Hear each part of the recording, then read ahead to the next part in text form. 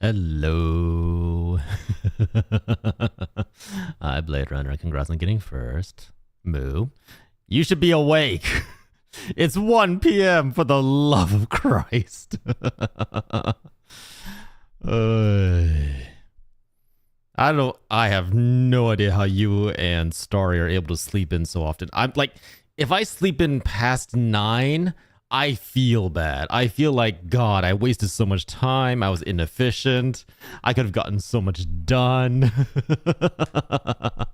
I cannot sleep. Well, also, owning a cat and a dog that come to wake you up when you are less than a minute over their over their breakfast time is usually enough to make sure that you wake up on time. But on top of that, I personally cannot oversleep.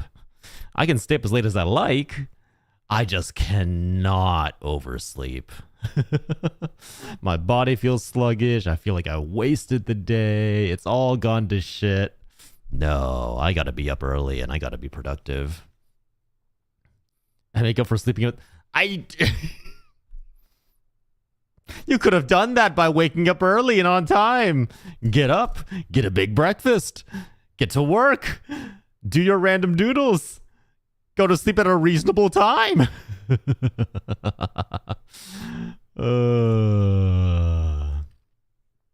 yeah, hello everybody. Today I'm going to be giving a presentation on why life is just a gacha game. Hey! Thank you, Jarl. Thank you for the 16 months. I have doodled a middle finger before. So you know what? I have already, Jarl. I've already done this. See, my sleep schedule's whack because I shut down rest for 10 to 11 hours, then roll. You're all insane. You're all absolutely bonkers. Creative Juices didn't have enough time to read. That feels like that's on you. That's on you, Moo. You are the one who's chosen a chaotic sleeping schedule. I haven't seen it. It's new to me. Of course. Of course. Of course. It's the life of a truck driver. Still though. Oh man, what can I say? What can I say? Except you're welcome. Nah, what is it? I have to be productive. Sleeping in for me just feels like I've lost too much in the day. I'm constantly trying to like make up for it. I need to get back on track. Well, then again, I'm usually got 1 or 2 things lined up. I got like a deadline at some point, so that could just be me. It might just because I always have a deadline hanging over my head. And that's not because of lack of trying. It's just like I've done so many projects. I'm doing so many random things that need like prep, like D&D, like video editing. So it might just be a case where I've got things constantly going on. So if I don't use every bit of waking time available, I'm in trouble. No, I did remove the throw redeems because Tits is being busier. Tits is being buggy right now, and there's a new update for it, but apparently that new update has fucked over some setups. So I'm leaving it until I have confirmation that everything's patched. Just for now. Just for now. Once I know that everything's like fully patched in and I'm not gonna like lose the 3 hours it took to set up my initial Tits redeems, then I'll bring them back. Hopefully by next week. I did see something like people are starting to test it out and starting to figure out the issues. So hopefully by next week, we should have the tentacle redeems back. Because General doesn't want to give us Look, if I could give you them double D honkers, I totally would give you tits. But unfortunately, that is not on the table. I think what people have been doing is reinstalling it. Yeah, see, I don't want to do that. Because again, it took me 3 hours to get it set up in the first place. And I have to go download a whole bunch of assets again and get everything set up. And it's going to be a pain in the ass. Yeah, if I could, I would rather just hopefully it gets patched out and then I don't have to deal with that bullshit. If I do, I'm gonna test it tomorrow and see how it goes. But we'll see. We shall see. We shall see indeed. But other than that, let me also just say I have been making this PowerPoint presentation until literally about 20 minutes ago. So usually when I give a presentation, I go through, I make sure the layouts are nice, I make sure everything's justified, that the borders have like this nice area around it, that the text is all correct, they're all the same size, the theme fits with color schemes, the images are all cropped out nicely. Normally I do all of that. I have not had time to do that for this presentation. So when this looks like your 5th grade presentation on rocks, don't judge me. Don't judge me. No judgment here.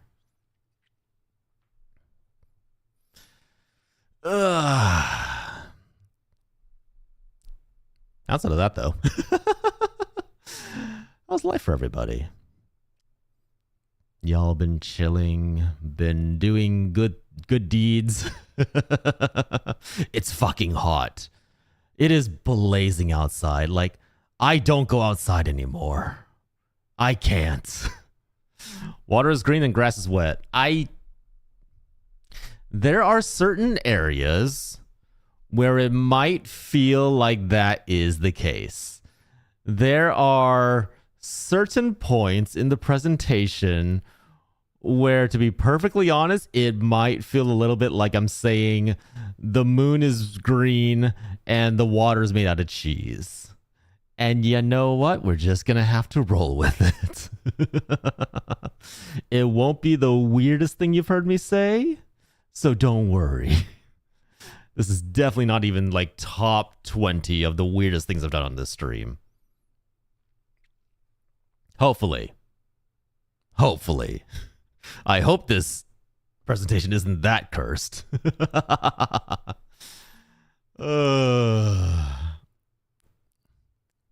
Hey, Trashkin! Thank you for the follow. I do appreciate it. How are you? Oh, man. Should we just jump into it? I've been mentally like pumping myself up, but meanwhile, it's mid. I am so envious of you. It is actually 90 degrees Fahrenheit over here. I step outside and it is an oven. I could cook an egg on the dash of my car right now. It is that damn hot. I'm doing good, Trash Can. Just stoking myself up, getting ready for this presentation. That sounds evil. It is. And you know what's even better? It's 90 degrees Fahrenheit in super humid weather. So it feels like 120. I step outside for 10 minutes to walk the dog. And by the end of it, both him and I are like just crawling along the pavement, trying to struggle back home before we just both expire on the sidewalk. It is hot. It is so hot out there. Like normally when I let Loki outside to let him go pee and just like use the bathroom, there are times where he'll lay down on the pavement and just enjoy the sun, sunbathe for like a good 5-10 minutes before he comes back in. It has gotten so hot, he doesn't even do that anymore. He's like, heat. Oh my God, too hot. Go back in. So you're drowning without even being in a body of water aside from your own meat suit? Yes. And as stated before, this is why I prefer the cold. Because at least I can deal with the cold. I can always add layers. Heat is the enemy. Heat is the mind killer. We hate the heat around here. Fuck the heat. But yeah. Should I jump into this? Hold on. Let me make sure the setup is correct. Okay. So, I'm sure that going through your daily life, you have always felt that sometimes life feels unfair. Sometimes life just doesn't feel like you can get past it without constant grind, constantly working until your body literally expires. And sometimes it just feels like you're never given any chances. Sometimes it feels like no matter how hard you try, no matter how many times you strive, other people are given those chances and they just never come to you. If you look anything like these two individuals here on the screen, this might be you. You know what? There's an answer. There's a reason. There's a higher purpose behind all of this and why you constantly feel this way. It's because life is a gacha game. And today, we'll be explaining how the incoming 1.2 patch notes will be affecting this gacha game. Presented by Magical Prince John John. Here we'll explain A, how is life like a gacha game? Why are we revealing these secrets to you? And B, how are we planning on patching it to make the game better? So, what is gacha? Gacha originally started in Japan with vending machines. These little vending machines, usually stacked upon each other, placed in public areas or in shopping districts, where you could put in a few coins, usually very cheap. Like you know how the U.S. has vending machines and they're like $2-3 each nowadays. No. This one's like less than 100 yen. Super affordable. If you got spare change, just throw it in here. These are called gachapon, and usually they are filled with fan items, with anime merchandise, with little collectible keychains and like towels or models. As somebody who has used a lot of spare change on these, they can be very addicting. And thus you have gachapon. Sound familiar?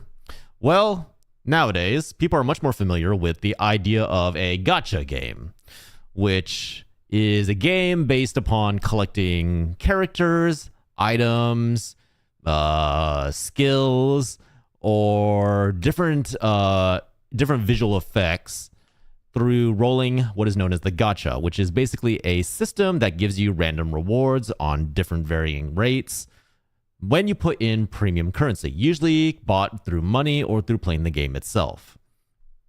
Popular examples nowadays are Genshin Impact, Arc Knights, Fate Grand Order. There's been a lot. And if you've played a mobile game at any point in your life, or hell, if you've played a game like Overwatch, like CSGO, you've probably experienced gacha in some form or other through loot boxes, through random rewards. Fortnite's also another example. But how does this relate to life? Well, oh, by the way, if you want to ask questions, feel free to. I will do my best to answer them whenever I can. You want more currency? That is coming up in the patch notes, Moo. I have a solution for the currency. All right. Does this look familiar to anybody? If you've played a gacha game before, you have what are known as daily missions. You have all these various tasks you got to do every day. You need to farm X items to upgrade this character. You need to complete these daily missions so you get more premium currency so you can roll the gacha more. Sometimes there's an event and then you need to go through the event, collect all these special limited items and characters.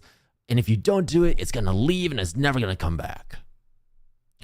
This is the daily grind of gacha. And usually you have daily tasks, monthly tasks, sometimes yearly tasks. They all give various rewards, and they're all built around giving you that premium currency that you can then use to roll the gacha. Simple, right? And it's a very simple system. It all comes together. It's something that we all recognize. Would I put my 100 yen for a chance at my perfect waifu? You know what, Moo? Right here. Now you can also spin the gacha. Hey, I got a purple. Let's go. All right. Now, also, hi, Hazel. How are you? Now, take this concept. Take the idea of logging in every day, doing your daily tasks. And you start to think, does that sound familiar? Don't we already do this? Oh, yeah. Hi. Here's the average gacha enjoyer. Every day, every hour, you're on your phone trying to complete those tasks. This is because you do this every day. If it's not a job, it's school. If it's not school, it's house chores. You are constantly doing daily tasks, trying to finish them so that you can be given that premium currency, or in this case, given your goddamn paycheck. You clock in every day. Not every day. Sometimes, you have weekends, there's people who have odd schedules, blah, blah, blah, blah, blah. But you clock in. You accomplish what you need to for the day. You take care of your tasks. You take care of your assignments. You take care of your projects.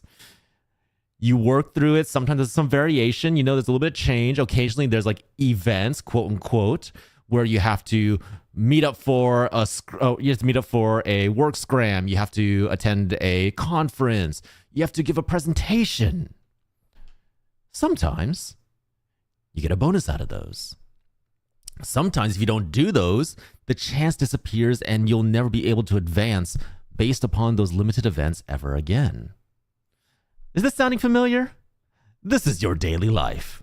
This is your everyday work-life balance. You clock in. You get your tasks done. You clock out. And then you take that premium currency and you roll it in the gacha. What does that mean?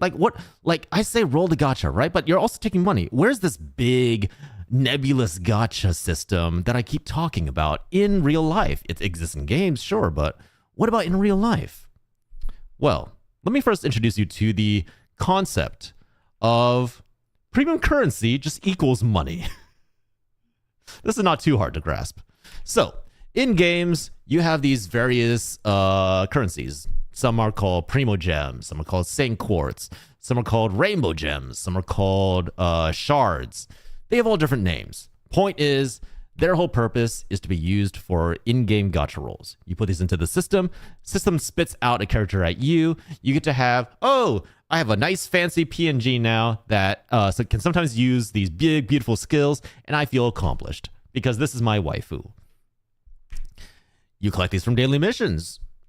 The only way to really grind these, the only way to really get a constant income of these is to accomplish those daily tasks. And if you really want to, you can dump a bunch of money into this, buy a whole bunch of this, and now you have a stockpile of currency available to be used for the gacha. Well, in this case, money's just used for everything in our life.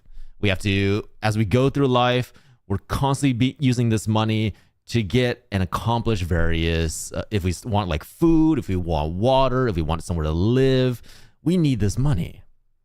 We're constantly collecting these from daily tasks, our job, chores, sometimes doing people a favor, sometimes collecting in on passive income. These are all just things that come in, helping us make our life more fulfilling, more engaging, with more interesting things happening in our life through the usage of money. So, gacha currency is just money. Now, the 0.01 gacha chance, this is where things get interesting. This, in gacha, is essentially the representation of rolling the rarest characters, the rarest items, the rarest skills. In most cases, gacha tend to put the ones that they know people will like the best, right? The strongest characters, the rarest ones, the prettiest ones will usually be the hardest to pull from the gacha system. You have big, beautiful artwork with near naked ladies or men in the case of Love in Deep Space. You have beautiful artwork. You have a lot of fan service, which look, we all know what we want to do to those. We all know we want to do those to those boobies. Let's be real. That's just all of us. But the point is, for these rarest of characters, usually to get a very specific character, it's usually calculated in most gacha as there's only a 0.01% chance every single time you roll on the gacha roll, every time you spend that premium currency to get one of these characters. Now, here's the thing. Let me double check this out. Hold on. Yeah, okay. So, the 0.01% chance in real life. You win the lottery. Maybe you, by spending little amounts of that money, putting them into an actual life gacha, maybe by buying those lottery tickets, one day you pay it off. One day you win big. One day you get a couple $1 million just falling into your lap. That's a good 0.01% because you're competing with hundreds of thousands of other players across the world. Or maybe you're just born that way. Maybe you just happen to hit the lucky tick on the reincarnation wheel, on the wheel of life. Maybe you were a little spirit gazing down upon the world and someone drop kicked you and said, hey, you know that beautiful baby born to millionaires that's going to live a life of luxury up until their death at 120, and then you're going to be preserved in cryogenic fluid and given a new life in the future. Maybe you were just born into that. That seems like a pretty good 0.01%. And maybe this one's actually probably a little bit lower than 0.01% because it seems to be happening a lot more often. Maybe you are a tech bro who is just in the right place at the right time. And despite you doing none of the work, despite you doing none of the actual development, just being the face of the company, maybe you get to take all the credit. And you just get to rake in the money. People attribute others' works to you. They say, oh my God, that guy is so smart. He went out and he developed this amazing electrical car. He's such a genius. He's a paragon of society. You didn't do any work. But hey, the money's coming to you. That seems like a pretty good 0.01% chance in your real life. So, these are just some of the examples we're giving. These are just some potential chances you can roll what we call the ultra rare, where you manage to hit that 0.01% and you're just set for life. No one's going to bother you because you just have so much money, premium currency. You just have so much money that everything just falls in line for you. You're set for the rest of your life. Fuck the rest of the people. They don't matter. Now, other similarities. This is where things get like a little more. It depends on the game. Games do this in different ways, and sometimes they might relate to real life, sometimes it doesn't. Stamina energy systems. You know, as you go through the game, you lose energy. That means you get to do less things in the game. Sound familiar in life? You know, as you go through life, you drain your energy levels. Got to either replenish them through taking some rest, or you know, there's only so many things you can do in a day based on time and energy. Maybe you're a min-maxer. Maybe you somehow optimized your life. You know exactly where you're going for college. You know exactly what you're going to do for your future profession. You know exactly what you need to do to maximize your life. This is usually promoted by influencers and those like come get help books and movies and those get help videos and books where they're always like, oh yeah, just lay out your entire life's plan from the minute that you're one. Start saving up from the minute that you're a baby. Maybe you're one of those people. Whoops. And this is my personal pet peeve. The phrase gets applied to both life and gacha games. You can get anything you want if you try hard enough. Fuck you. That is not life at all. That is not how gacha games work. You can get anything you want if you have enough money. If you have enough money and you just buy everything, you're set for life. Point is, life is just a big gacha game. There's certain similarities, there's certain overlaps. Sometimes it might not even feel that way. Maybe you're that 0.10% and you just don't even need to worry about this system. Everything's already given to you from the get-go. But look, we understand. Life doesn't feel fair. Life has been hard for you all. It feels like no matter how hard you struggle, you're just never going to roll that 0.01%. No matter how many times you try, you're never, ever going to get that better life. Or, worst case scenario, your friend Bob, despite not doing anything, gets that perfect life out of nowhere, and all of a sudden he's making millions and you're still here slaving away at a desk, typing into a computer. Well, we present the 1.2 patch. The 1.1 patch was the meteor impact. That was, we tried to reset everything and it didn't really work out. So that's why we're doing the 1.2 patch. It's not going to be as violent. It's a very slow and gradual introduction back into improvements for you. First off, the very first adjustment we're going to make. We're going to introduce the true 0.000000001% UR rate. What does this mean? Well, the world population is currently estimated at, what was it? 800,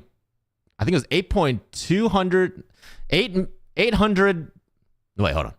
8 million. 8.2 billion. Sorry, I could not do math for a second. 8.2 billion as of 7 a.m. this morning. This particular pull rate means that only one individual in this entire population will be rich, famous, powerful. Essentially, we're introducing a king, but a king of the world? Don't worry about it. We're making it work. The point is, why do we want to promote one single individual above everyone else?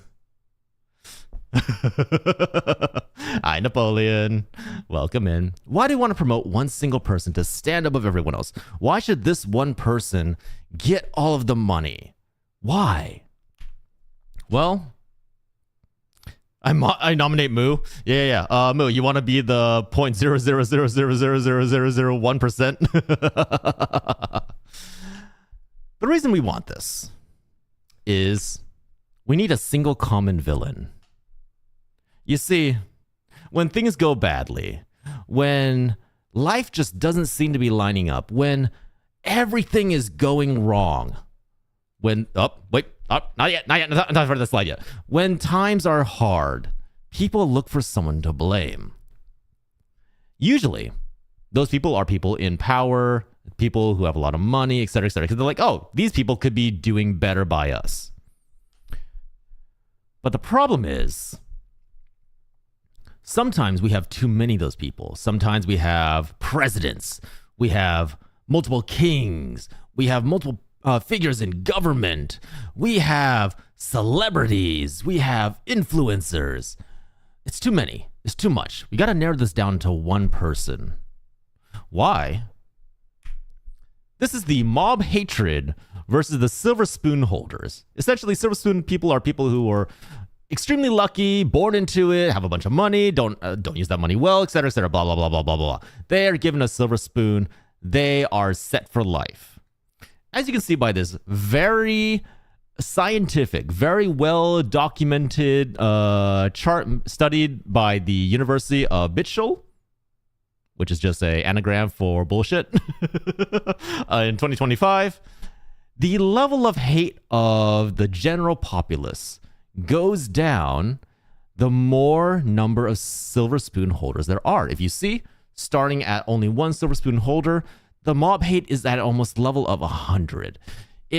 Everything is focused on that one person. We know who to blame. But as the number of people begins to increase, the level of hate starts to go down. All of a sudden, now we're not really sure who to blame anymore. We've got multiple people we need to blame. And then at a certain point, when we have enough people in power with enough money to throw around that we're not really sure who to focus on, it gets to the point that we even start to like respect these people. We start to refer to them as politicians, as influencers, as celebrities. We even start to like these people. So this is where we're going all wrong. We need to eliminate that. Like, we need to take Mu, elevate him to a point in power where he's such this overarching figure that when things go wrong and when people start picking up their pitchforks, when they're ready to riot, we know exactly who to blame. We know exactly who to focus all of our efforts on, and that will unite the people. This will allow us, if they start getting out of hand, hey, no worries. We'll take them down. We'll bring them down by pitchforks, bonfires, and crucifixion. We know exactly who to blame. We know who to focus on. Everything will be fine. By uniting the people in a common cause, we can drive society to a new height. Use my name against you? Well, you said you accept. We're not going to eat you.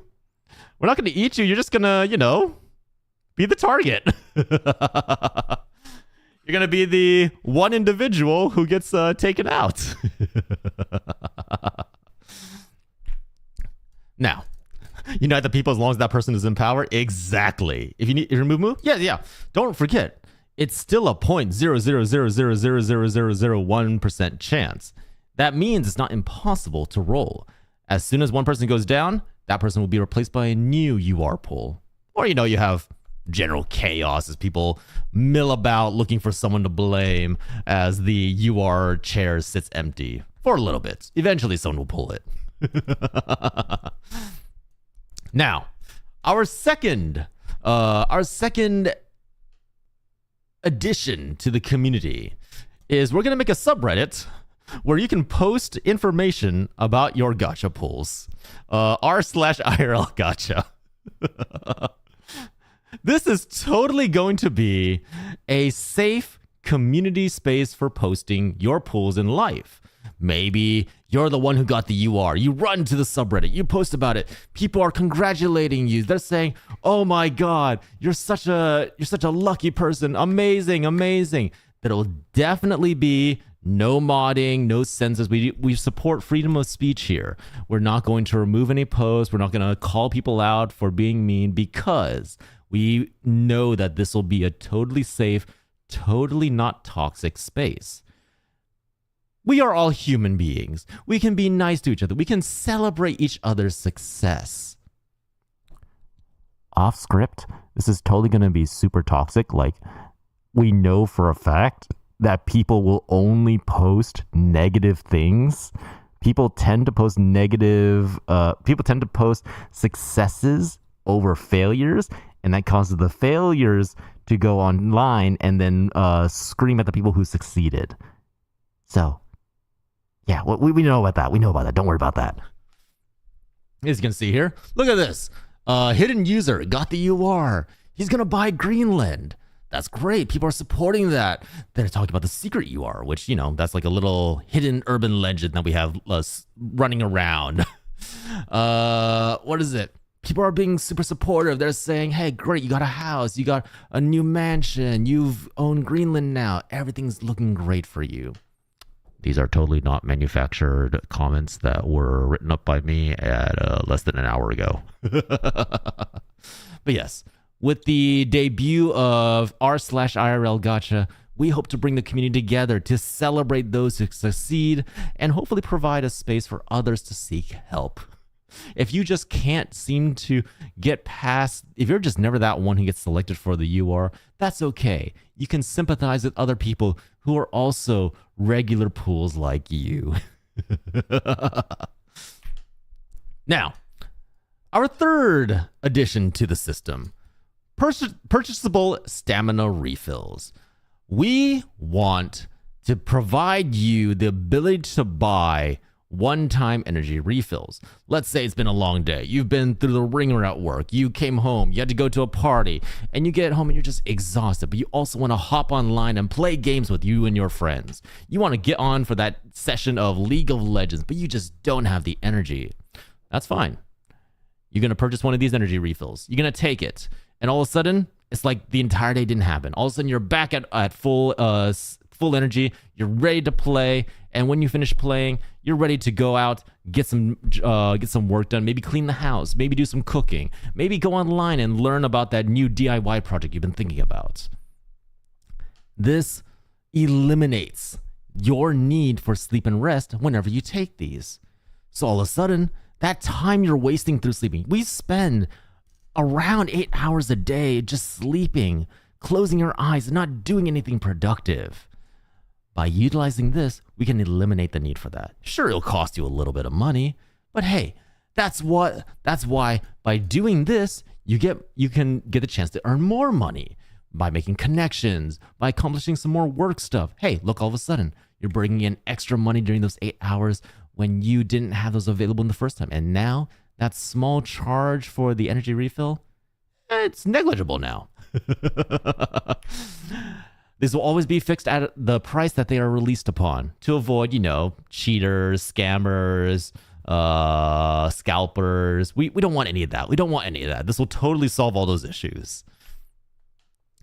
And occasionally there'll be giveaways. Occasionally we'll make sure that you get free stamina refills, maybe at certain milestones during certain events, maybe like at New Year's, you all get a single stamina refill to celebrate surviving a new year. It's going to be great. You're going to love it. Look at that. Look at these productive people down in the bottom left. Look at how happy they are. They totally have everything locked down. They understand that by using these stamina refills, they're more productive. They are more energetic. They're able to participate in more social interactivity. These are the perfect addition to the system. And we know you've been asking for them for a while. We're sorry it took us so long to get to you. Work every day, party every night. It doesn't matter how tired you might be. Just take a stamina refill and everything will be fit. Everything will be fine. You'll be back at 100% every single day. All right. This is the part that you've all been waiting for. Buffs and nerfs. What are we buffing? I know. Did you see the new gacha game? Wait, which new? Are we talking about life? Yes, we're patching life right now, Andy. Why sleep when you can use crack? No. See, that's the thing, right? People think that things like crack, like energy. I probably should not say that on Twitch. People think that white powder, energy drinks, Viagra, they think all of these are already purchasable stamina refills. They're not. They're really, really not. Because once you use those, your body is still experiencing the same wear and tear. You're still, once that finishes, you're going to come down from it. You're going to feel even more tired. The stamina refill is a true recharge. It is a true refresh of the body and the mind. So yes, just replace why sleep when you can use a stamina refill. So, upcoming buffs. No, I think it's called Silver Palace. Oh, I did see that one. Me and a friend were talking about that, Silver Palace, because we're like, oh, this looks really good. And then we saw that there's multiple playable characters, and we're just like, oh, this is a gacha, isn't it? Please, I just want to have a good anime RPG, single-player RPG. All right, buffs. First of all, we're increasing all regular and super rare income by 72%. What does that mean? For 99% of the population. For those people who go out there, do your daily work, for those people who are maybe small business people, those who are trying to do something new with their lives, you're getting a 72% raise. You're going to have more money. You're going to have more currency to spend on the life of gacha, more chances to spin that gacha to try and give yourself a better life. We're also going to be increasing park benches' comfort levels. We know they're like usually hard and usually not that comfortable to sleep on. Sometimes we've seen like some dastardly people putting these spikes and railings where to make it hard to sleep on. Don't worry. We're going to put new cushions on them. We're going to make sure that they're all shaped ergonomically. It's going to be great. Now, the thing is, we didn't think that the hippo was dangerous enough. So companies will increase prices by 72% to compensate. Don't worry about it. We're sure everything will work out. Don't worry. Everything, I'm sure companies will be super understanding. Nobody will have to suffer such indignities as increasing prices by 72%. That is such a wild concept that would never happen in our real life. Now, we didn't think hippos were dangerous enough. We heard the news. We heard that the hippo is considered one of the most dangerous mammals in the world, with the bite strength stronger than most animals, with a water speed that's way too fast and sometimes can outspeed boats. But don't worry. We decided the hippo needs a buff. The hippo needs to be a little more dangerous. So we've increased its stats across the board by a couple hundred points. So now the hippo does more damage. It's a lot faster. And, you know, there's nothing short of an anti-tank round that's getting through a hippo. Hippos are our favorite animal, and you know what? They need to be more dangerous. Now, nerfs. And this is to address you. This addresses your question too, Napoleon. We're decreasing all ultra rare income by 1,024%. All those people who are out there taking away your money, taking away your hard-earned premium gacha currency, we're nerfing them. They're going to owe you money now. It's not going to be a case where you're paying them. They're paying you now. All that extra income, yeah, that's coming from the UR people. Their income suddenly went to the minus. With the ability to walk off 5 lions biting its ass. Yeah, hippos need to be tankier. We're also eliminating ticks. We have done the numbers. We've done the research. Ticks are actually completely useless to the ecosystem. Everything in the world has a purpose except for ticks. So we're just taking out ticks. They're being removed from the system. They're dangerous. They spread disease. We don't need them anymore. Ticks are gone. There was a small bug. You know the whole thing in Civilization, the game, where because of the way that numbers were made, if you were to decrease Gandhi's aggression, it actually goes to like 99 because of recursing numbers. Yeah, we messed up with the goose. We made the goose too aggressive. So to compensate for that, we're reducing the goose aggro by 23,489. Hopefully now you can walk by a goose without it trying to tear off your leg. Hopefully. We think. We haven't tested this yet. It's going to have to go through multiple testing processes. Also, no, like, real talk. Geese are like the most violent, most aggressive creatures I've ever encountered. I used to have to walk home by a flock of geese every day through work. Let's just say if those geese were awake, I would literally walk down the block, take a whole different street, walk around the entire neighborhood just to get back home. Because you don't fuck around with geese. They are Satan's pets. All right. Returning events. We hear you. You've been asking for us to bring back these crucial events in our lives, in our history, that everyone seems so fond of. Well, we're bringing back the Jurassic. You've all been asking for dinosaurs to come back. You've been asking to see a T-Rex fight a Stegosaurus. You've been asking to see these massive lizards roaming the world. We got you. We've seen the movies. Don't worry. We're bringing back the Jurassic period for a limited time. There will be dinosaurs walking the earth once again. You may applaud now. The Jurassic period will take place for another probably century. We'll let them roam around a little bit, let them wreak havoc, really let you experience what it's like to be chased down by a flock of raptors while you're running for your life, as you turn the corner and get eaten by a Tyrannosaurus Rex. Don't worry, we're sure no harm will come to any players in the game. Thought you were gonna say dating. I'll take dinos. I don't need to. We don't need to bring back dating. Dating's already present. If you look around, everybody goes on dates nowadays. It's not a returning event. It's just a constant event. We made sure to make that event a repeatable event for everybody. Sometimes you fail. That's okay. You can go back out and try another date. We're also bringing back the Ice Age. This one was a little bit of a surprise for us. We didn't expect people to be so interested in the Ice Age. But you know, there's a whole series of movies. People are always talking about mammoths. People love the saber-toothed tiger.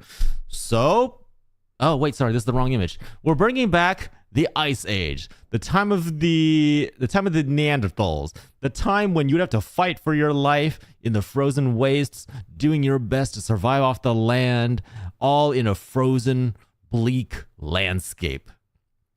Don't worry, we know you've been asking for this. We're gonna throw you all back into the Ice Age. You're all gonna have to fashion your own clothing, fashion your own weapons. Won't the Ice Age kill the blood? Yeah. They're different timelines. So we're going to introduce the Jurassic first. Then once the Jurassic period finishes, they're going to bring back the Ice Age. We'll avoid the meteor this time to avoid too much devastation. We're just going to do a clean slate wipe. So the Ice Age will follow after the Jurassic concludes. And if you're very, very lucky, maybe you'll run across the rare event where you'll unearth a frozen dinosaur, and as the ice thaws, it comes back to life and begins to fight you. It's a whole secret event we have planned. Don't worry, you'll see it. Millions of you may die, but that is the sacrifice I am willing to make. All right. We're also bringing back the Age of Camelot. Now, I know there's some debate about if Camelot existed, if King Arthur was a thing, if Excalibur was a magical sword that really, really was around. Don't worry. We're bringing back the high fantasy of Camelot. There will be wizards. There will be dragons. There will be witches. There will be magic swords galore. There will be crusades for legendary artifacts. There will be magical knights. There will be hedge witches. There will be mystical creatures. Camelot is coming back. Once again, you can all experience what it's like when that top 0.0000001% your chance of a lord collecting all your collecting everything that you make in taxes, lording it over you as you as a puny little peasant are at the whims of the magical world around you. Yeah, fuck you, Atlantis. We tried bringing back Atlantis. Turns out when you bring back a sunken city, it brings a lot of other creatures back, like the monolith squid, like the megadon, like the ancient whale, like the well, actually, I guess technically the crocodile didn't change at all, so that's fine. we couldn't bring it back. It caused too much devastation. Hold on.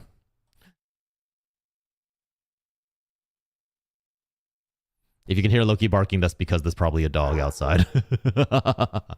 But we couldn't bring back all of that. Unfortunately, if we had, we probably would have devastated the entire ocean ecosystem.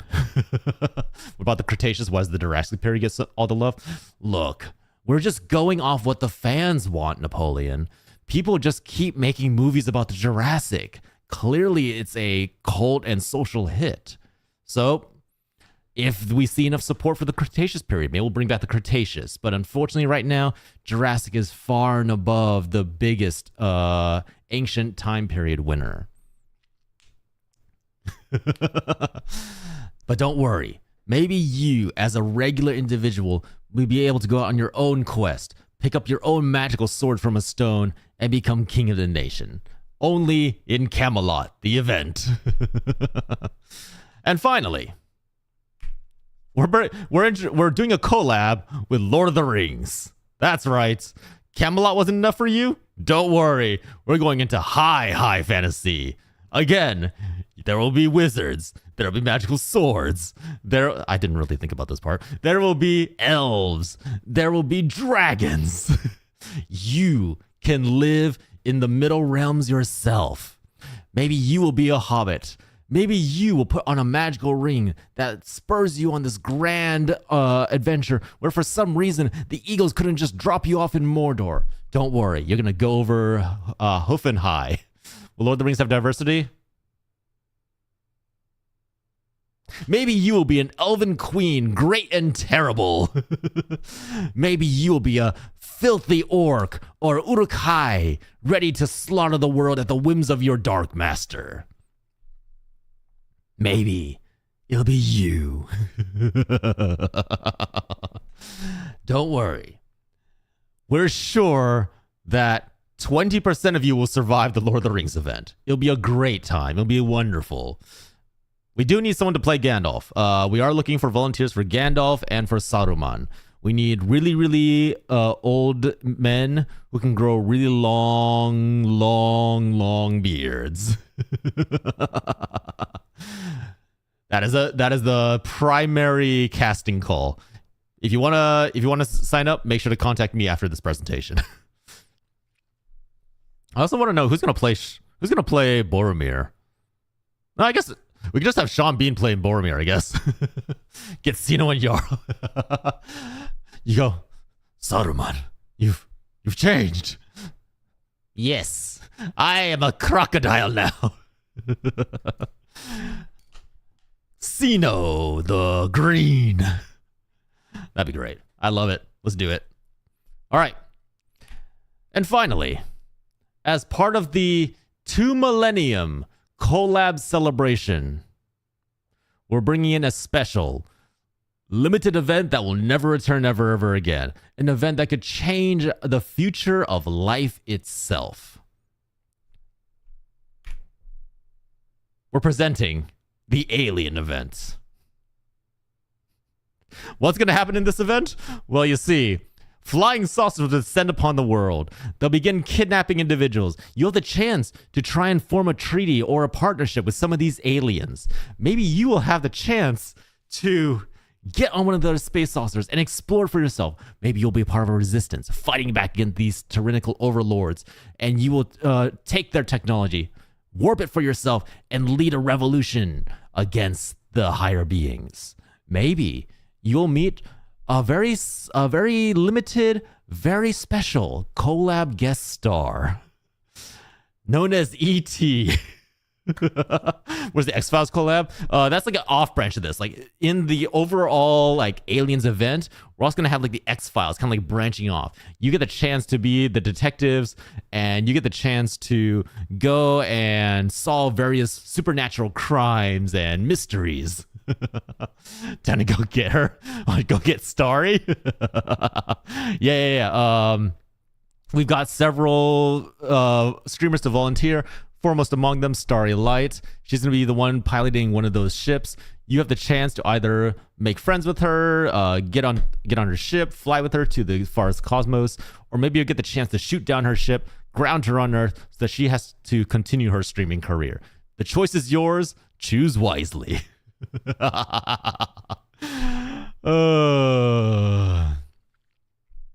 But yes, this event will take place over multiple millennia, stretching far and wide into the future as technology develops, as we explore more alien species. We hope you'll join us for this once-in-a-lifetime adventure. I see what they do to my kind. Look, we understand that some of you are into the probes. Don't worry, we have them supplied. There's an option to turn them on and off if that is not your thing. But for those who are into that kind of thing, don't worry. The switch is there. You need only pull up your menus and your settings. It'll be in the privacy and visibilities section. All right. With that brings us to the end of our presentation. We hope you've enjoyed these patch notes for the 1.2 incoming patch for the Game of Life. Any questions? As you know, the ad break's about to start in 13 seconds. Originally, I had a lot more ideas planned for this, and then I ran out of time. Moo's going for a ride in the best way possible. Moo's gonna really have fun with the probes.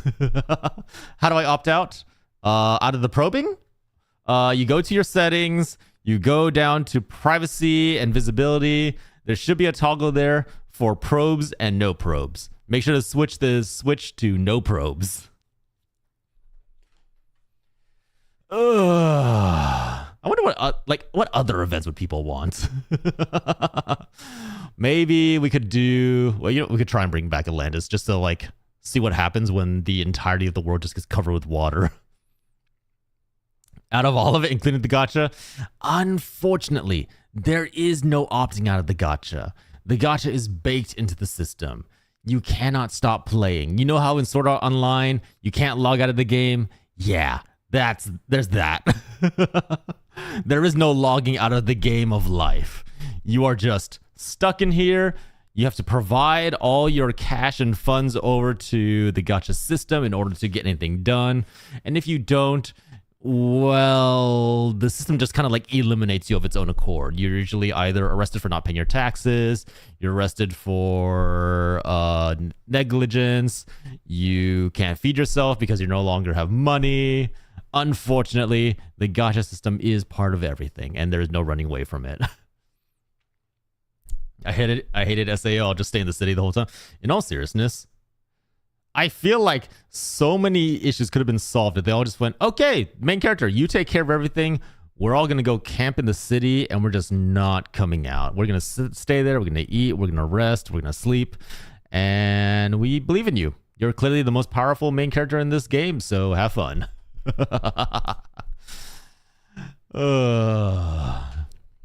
Maybe like for the Alien collab, we'll have various... We'll feature like different movies like War of the Worlds, the Aliens movie, the Predator movies. It'll be great. You'll spend 90% of the event just being hunted down. And when MC gets eliminated, they nominate a new MC. Yeah. Like whenever he dies, they're like, okay, well, we lost our hero. Hey, you seem like a strong individual. You go out there now. It's a whole lottery system. See, everything's a gacha. It's a lottery system. You have to pull lots in order to be nominated as the main character and then take on the task of saving the world. It'll be great. It'll be lovely. I assure you.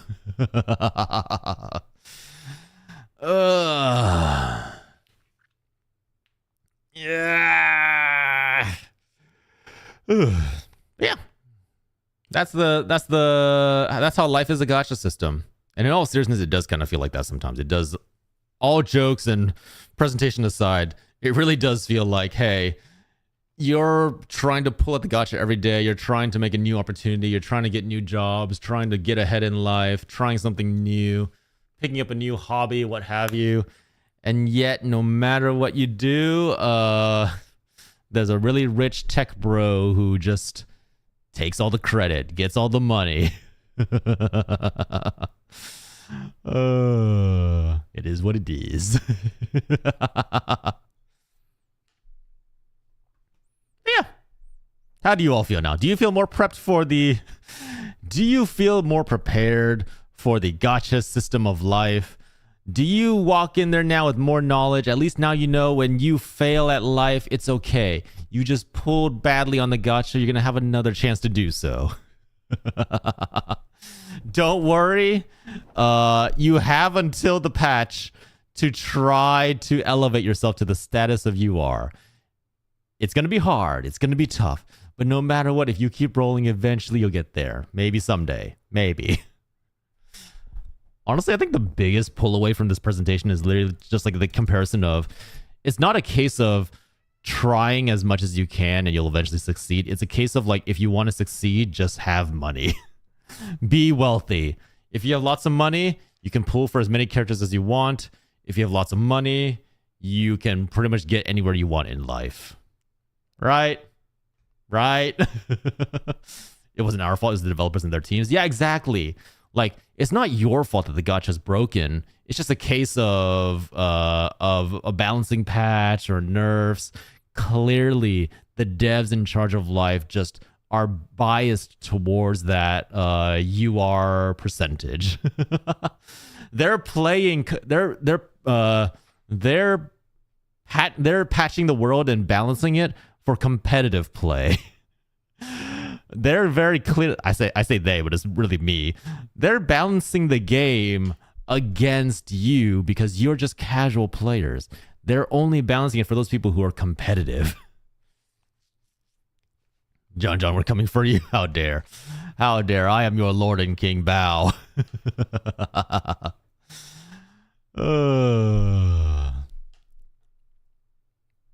Yeah.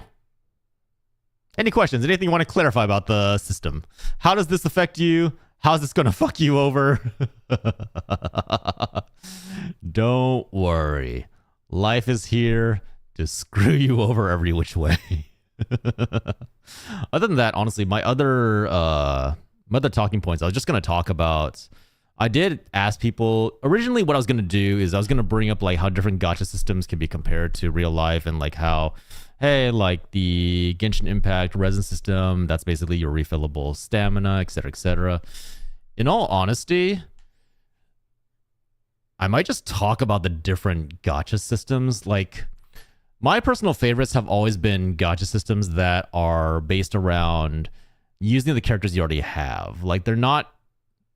I think the biggest thing I have to complain about gacha is usually I really, really hate the concept of power creep in games. If it's a game that's like, there's a difference between power creep and growing slowly as a character. Like, if you as a individual are growing in a game by getting new items, getting new armor, getting new skills, that's not power creep. Power creep is when a gacha system constantly introduces new characters that are more powerful than the ones before them. And if you've never played gacha, that might sound like just a regular progression, right? You're like, okay, as the game goes on, it gets more complex. People need to have better characters. The problem I have with that is that it's more a case of games and systems trying to design it so that you feel the need to spend more money to roll, right? Because like if the game's getting harder, you need those more powerful characters in order to be able to play the game still. Which is why I really, really hate that that setup. And it happens a lot in a lot of games. Fire Emblem's Heroes. What else? Nikkei has it a little bit. Genshin Impact has it for sure. I think most Hoyoverse games have it, where as the game progresses and becomes older and older, you're constantly getting characters that are just more and more powerful. The reason I don't like it is it forces you to have to keep rolling the gacha. You're always spending money. You're always spending rolls. It's just a never-ending loop system where you're always having to pay more money to be able to play the game. I much prefer. There's a lot of other games like FGO and probably Summoner's War where you can have the most basic normal units and you can still play the game. It's going to be hard. It's not going to be easy, but the free characters that you get, you can pass through the entire game with just those. Progress is going to be very difficult, but you can do it. It's not impossible. Actually, I don't even know. Moo, do you even play any gacha games? Did any of this presentation make any sense to you?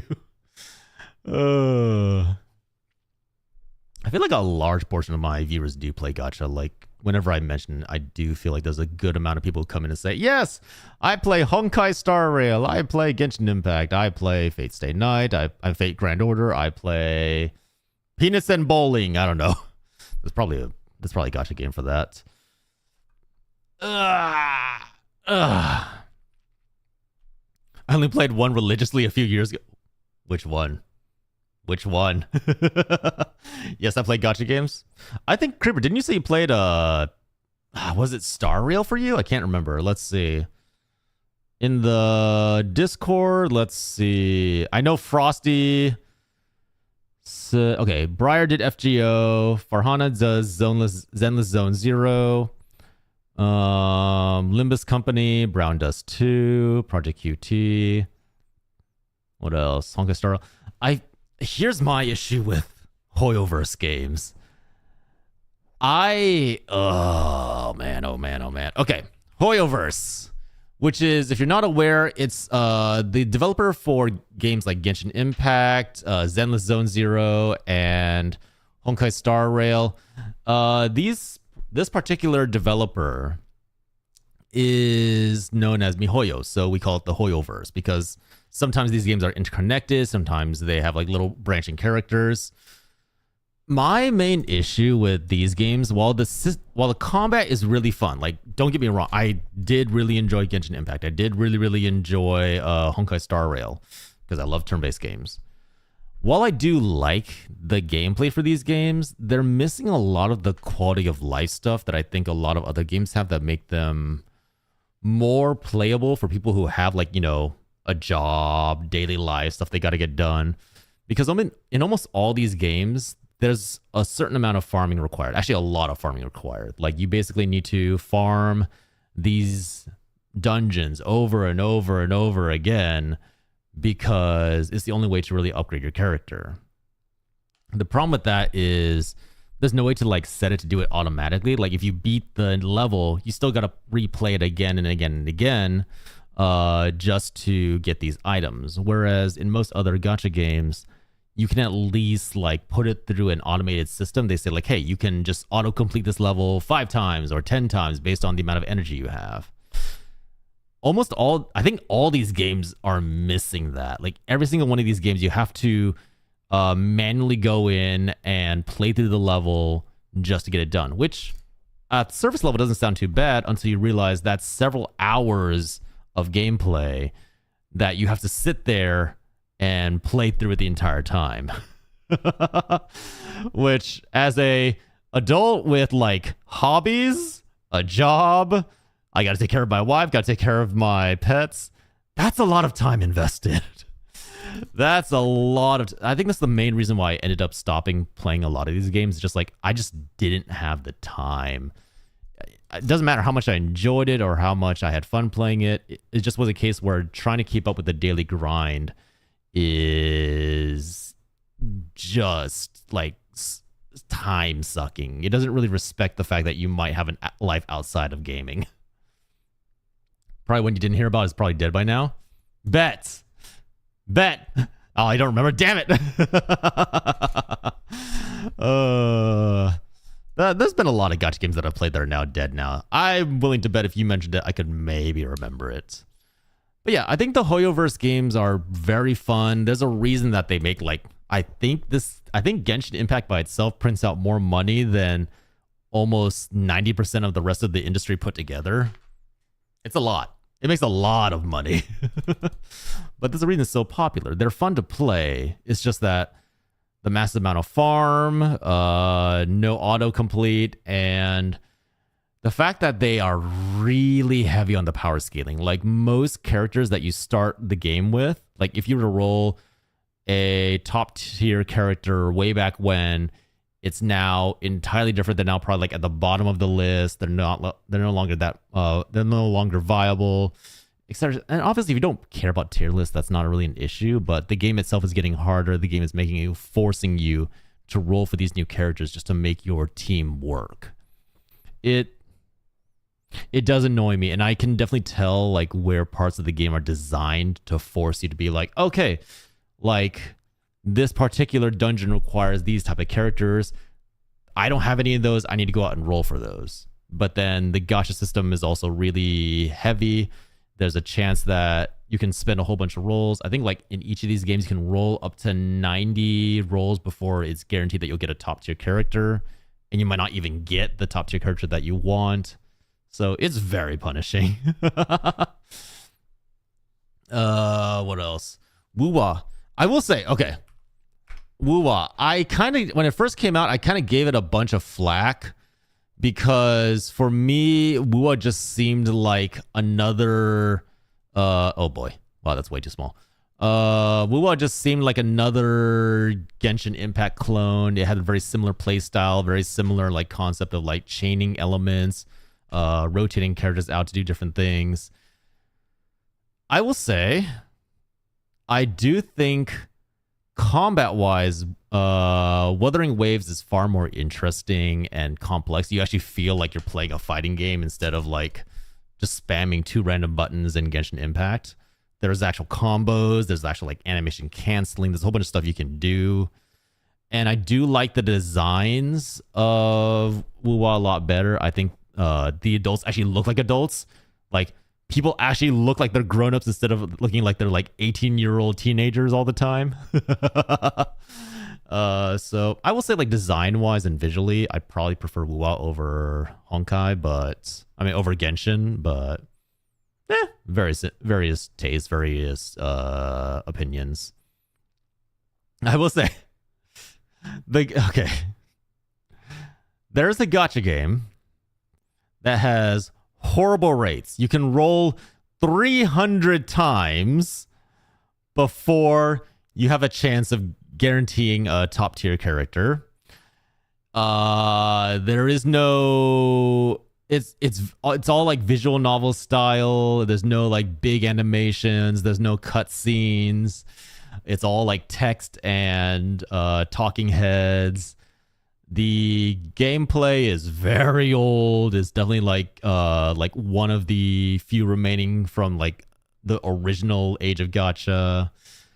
I'm talking about Fate Grand Order. And despite having all these flaws, this game will forever be one of my favorites because I'm a huge fan of... Wait, hold on. I'm a huge fan of the Fate series. So for me personally, this is very much like home flavor, comfort food that keeps me like going on like just on a casual relaxing basis. But I don't know if I can ever recommend this to people because while the story is excellent, the game itself is definitely a little hard to play through. But the designs are beautiful. There's a lot of pretty people in here, a lot of very attractive individuals. I think there's like a Monster Hunter gacha now too. Monster Hunter gacha, there's Sword Art Online gacha, Fate storyline, gotta love the confusion. Oh god, yeah, like that's another thing. Like the fans are a little toxic. They're a little crazy, I'm not gonna lie. The fans can really get on your ass about the order that you're supposed to consume the Fate content, but you know, just play the game and enjoy it for yourself.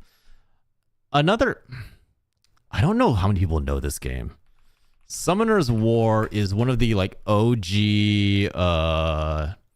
it's one of the OG gacha games.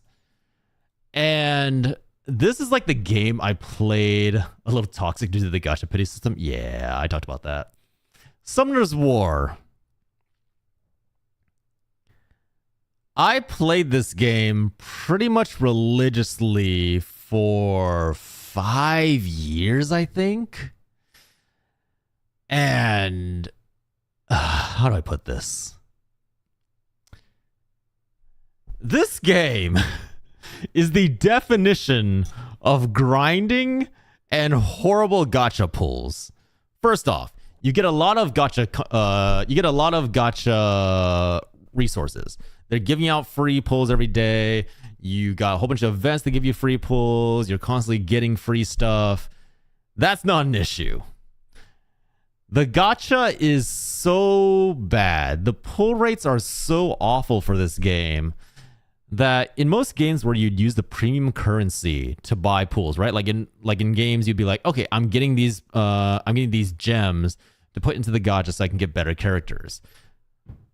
The gacha system in this game is so bad that it's actually recommended to use your premium currency, your gems, to refill your stamina so you can farm more than it is to put it into the gacha system.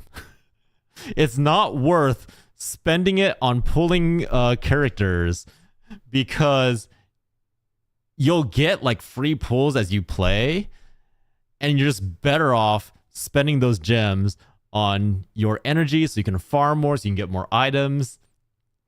And also the grind for this game is insane. Like it takes maybe a full week to build a single character from the ground up without any like extra bonuses or items or what have you. And then on top of that, everything is built around farming. You gotta farm items to upgrade your characters. You gotta farm themselves. You gotta farm like each one of these individual characters in order to upgrade their skills. You gotta farm multiple ranks of the same rank so you can evolve them. It's a very very heavy farming game.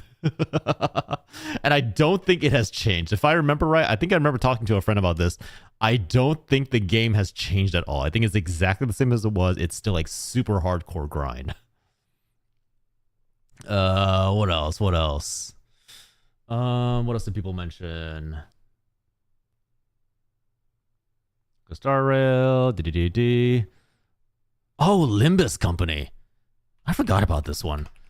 I remember trying Limbus Company. Here's the thing. Limbus Company has a lot of very hot people with a lot of very good artwork. It barely changed in my opinion. Oh, God. Limbus Company, however, is strange in the sense that it's not built like a gacha. There is a gacha system in there. You can roll for stuff, but you don't really have to. Like, technically speaking, all the characters in here, these are all the characters that you'll get. This is it. This is pretty much it. And you can basically, you're rolling instead for like their different costumes and potentially I think like their like weapons. But you already have all the characters. You just get to see them in different outfits with different skills.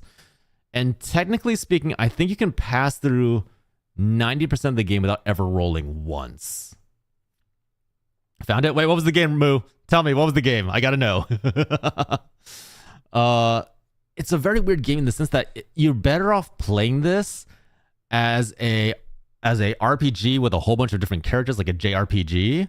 You're better off playing this as a JRPG than you are playing it as a gacha game. It has gacha elements. You shouldn't play it like a gacha game. You're not really playing it to compete with others, it's really just a game for you yourself. There's no competition. There's no there's very little community interaction. It's very much just like, hey, this is your squad. You've built your squad yourself. You're taking your squad out on missions and adventures. You're going through the story, which is very, very good, by the way. It's a very good story. And that's kind of the entire game. It's all built around you and your squad. Limbus Company feels like the usual mobile game because of the energies. Yeah, there is like gacha systems and mechanics in it.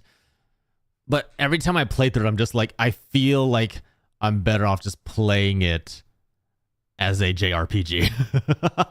Well, with a dating system, essentially. Moo, tell me, what is the game? I need to know. I need to know if I know it. Outside of that, Love in Deep Space. I really want to try this. I really, really want to know what exactly kind of game this is. Maybe someday I will. Because I keep hearing about it, and everything I hear about it and everything I see about Love in Deep Space sounds absolutely bonkers. It sounds insane. Illusion Connect, it was a great pastime for me at the time. Wait, I think I remember that. I think I remember installing it. That was, oh my God. Holy shit, I haven't played this in forever. Dude, I wasted so much time on this game. I think I had almost every character maxed out at one point. Man, this is bringing back memories. I can't even remember what the gameplay was like. I just remember that I played this damn thing. I think it got brought back. I don't think it got I don't think it's been I think it's currently active, Moo. If you want to relive your past, I think you can still play it. I'm pretty sure it's one of those ones where you like, it was either like a tower defense system or, oh, it's like a grid-based combat system. Now I remember. Oh man, those were interesting days. One not safe for work that I used to play was SF Girls. It was shut down because it's unironically free-to-play friendly. Yeah, a lot of the not safe for work gacha games don't do very well if they're too free-to-play. Like, they need to be premium or else they just can't compete monetary-wise with other gacha games. I had a good amount of characters too. Yeah, that game was pretty generous from what I remember with its gacha system. Like, you could get things pretty easily, and it didn't really feel like you're ever like getting gypped out of having a character. I miss it. It honestly was a fun game. I did spend a couple hours on it. I mean, I did spend a couple of months on it. We already talked about Brown Dust 2 on this stream. I'm not bringing that one back up because that actually might get me banned. What else? I'm trying to remember other gacha games. I mean, I've played all the anime ones, like Bleach, Brave Souls, which is literally just like a isometric top-down hack and slash, basically, with like little chibi versions of the Bleach characters. It was fun for a little bit. Then it got also like the whole issue of power creep. Guardian Tales. Oh, is this the one like? This is the one like where they're all like running at each other, right? Like it's like a little. Where is it? Is this it? I think it's something else. I think I played a different game, but it had like. I think the game I played had the same branding and same imaging. That doesn't look right though. Guardian Tales gameplay. I think they've made it for a Switch game now. I think unironically, I think it actually is just a Switch game now. Oh yeah, you have to run around with your characters and then you can make attacks with them, use skills. I remember now. Yeah, kind of. Vaguely. I think a friend of mine, well, ex-friend. I think an ex-friend of mine was one of the devs on this game, and they're the ones who got me into it in the first place. I played it for a little bit. It was okay. It was very heavy emphasis on paying a lot of money to roll the gacha constantly, because if you didn't, it basically was like it was one of those games where like your characters, as you got more and more copies of them, they become stronger, and the difference in copies between someone who had no copies versus someone who had like the full like 5+ copies, they like the power difference was so big that you could definitely tell that they're trying to push you towards spending more and more money on the gacha. Which, by the way, I have never spent a single dollar on a gacha game. No, wait, that's incorrect. There was a time that I bought a single 10 pull on, I think, Puzzle and Dragons. Does anybody remember this? Y'all remember Puzzle and Dragons, baby? This is like, oh, damn it. That's not big enough. This is like the OG, what is it? Monster Collector Puzzle Bobble style, where you're like matching different orbs. Why is everything small? Open link in new tab. Oh wow, that is small. Okay, like this is the OG like puzzle matcher. Like you could move one orb each turn. You'd match them up, and as you match up the colors, different characters get to attack. And you collect these different characters through the gacha system or by getting them through drops in the game. There was a point where I think every single friend I knew was playing this. We were all loving it. I know somebody who spent, I want to say, around $10,000 on this game. Like, they had the money for it, but they definitely 100% spent a lot of money on this game. Maybe not 10,000. I might be exaggerating a little bit. That might be an obscene number, but it was definitely a huge amount of money. This is the only game I've ever spent money on for a single 10 pull. And here's the best part. It wasn't even for me. I wasn't even the one who spent the money for this. I was the one who spent the money. I was the one who got to benefit from this.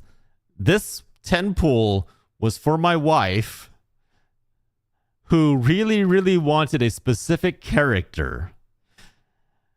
So I gave her the 10 pool as a gift. She got that character in the 10 pool, and that's the only time I've ever given a gacha game my money. Can we reroll the streamer hoping for a triple? How dare you? How? Also, there's no AAA. I think it's just, in most cases, it's rare, super rare. No, sorry. Normal, rare, super rare, super rare, and then ultra rare. I only spent a few bucks on different gacha games over my whole mobile gaming life. A few bucks. I gotcha. I've done my best to be where if I think I need to spend money on a gacha game or a mobile game, that usually means the game isn't good enough. You know what I mean? Like, for me personally, if it felt like I ever had to spend money on it, I was like, I'm not getting what I want out of this game. Also, I've never been super wealthy, so the idea of spending a few dollars on a game that I might not play in a couple months was always very terrifying.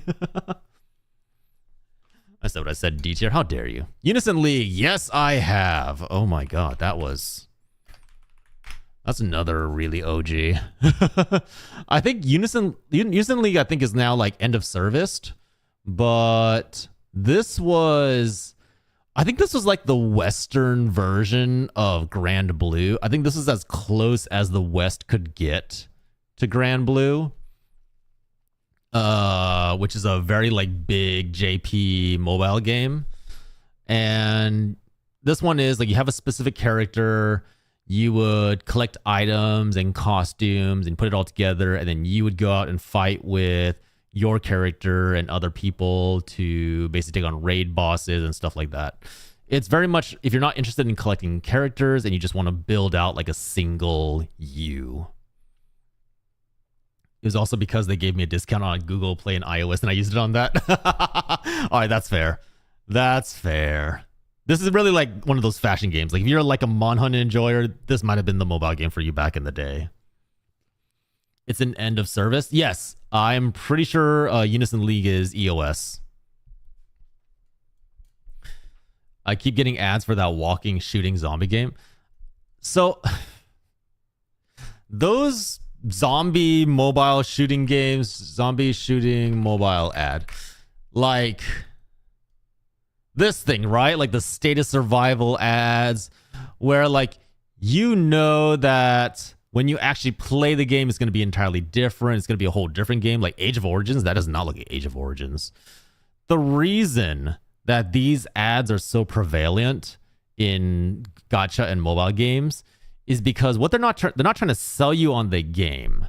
What they're trying to do is get you to download the game because you see this and you're like, oh, this guy did something stupid. Like clearly I could have done so much better playing this game than what the person on the ad is doing. So you go download the game, you try it out, and they're hoping that that's when you get kind of pulled into the game. That's when you kind of get hooked in, and now you're stuck in the system. Now you're part of their services, and now you're like giving them your money. So that's the whole point of these ads. It's not to advertise the game, is just to try and get you to click on the link. And unfortunately, it's very effective. There's a reason that all these random subpar games are so popular and like always like consistently top of the charts, is because the advertising is so heavy for them that they just pull in players, people who are just like bored and don't have anything else to do. Most of those kinds of games are using a base building. Yeah, because those are like the easiest to make because you don't have to build an actual like combat system. You can just say like, oh, hey, you build a base and your base is super, super strong. You need to compete with other people about having super, super strong bases. Stuff like that. Also, that game where the level 99 guy gets killed by the level 100 goth mommy. Oh my god, hold on. I know which one you're talking about. Mobile gaming ad level 99. Where is it? I don't know if I can find the exact ad, but it's the one with like the little chibi cartoon guy.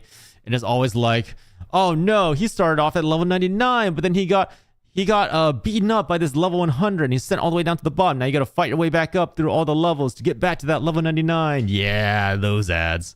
Same concept. It's the same concept of like, you'll notice whenever you watch those games, they're always like, oh, I mean, I'm level 56. There's a level 49 there, but I'm going to go fight the level 70 above me. And then you're like, that's so stupid. I can do better. I can do better. Oh, the one that really gets people, the puzzle solving mobile game ad. This one always gets people. Like you've seen this. The one where it's like, oh, get the treasure to the guy, or save the princess. Don't let the lava touch the coin, or don't drown the guy, or God forbid, get him killed. And every single time you're watching this, you're just like, I mean, that puzzle's so easy. What is this guy doing? And again, that makes you go click on the link. It makes you download it. It's all about psychological manipulation. It's all about trying to get you to play the game because you're just so fed up with the player's stupidity. It's why I think sometimes games will have okay, this is my theory, right? This is why I think game trailers and game reviews allow inexperienced and incompetent game journalists to play through with it. Because when you see that game journalist fail at the tutorial by not knowing how to jump or not knowing how to climb or missing every shot, you see that ad, you see that review, you see the gameplay, and you go, I can do that. I can be better than that. And so you install the game, you pick it up, and now you're playing the game because you have an unconscious desire to prove that you are better than the person you saw in the review. That's why they still allow like game journalists who have no idea how to play a game pick up the controller and do it for the review. Hi Lake, welcome in. Thank you for the follow. Candy Crush makes so much money, it's unreal. I don't understand why people like Candy Crush. I don't get it. I don't understand it. I don't know why people play or pay money to play Candy Crush. It's so far beyond me. How are you, Lake? Hope you're doing well today. We're just talking about gacha games. Angry that I'm forced to watch and just skip whenever I can. Yeah, see, that's me, Moo. Like these ads don't really work on me because I'm always just like, I know why. Well, the reason I know why these ads work is because I had to like design and produce a few of them for the company that I used to be working for. So I know how and why these ads work. So that's why they don't really have much effect on me. I'm like, I know this. I'm going to avoid it. But that also just infuriates me because I'm like, why just to watch this when I already know what it's about? Please just let me skip it. I'm begging you. I'm a bit sick and tired. Oh, sorry to hear that. Hope you feel better soon. I'm doing good. What else? What other gacha games were there in the past? I mean, honestly, I am personally enjoying Nikke. I know that when you see this game, your first instinct is to go, oh, it's a Gunner game. I understand. I realize that a lot of the characters in this particular game have giant booba and are usually, I think there's actually a skin for one of the characters where she's just butt naked. Hold on. Images.google.com. Nikke crown skin. Yes. There is a skin where I'm fairly certain she's just naked underneath it. So, you know, you're not incorrect in assuming that this might be a game for just horny people.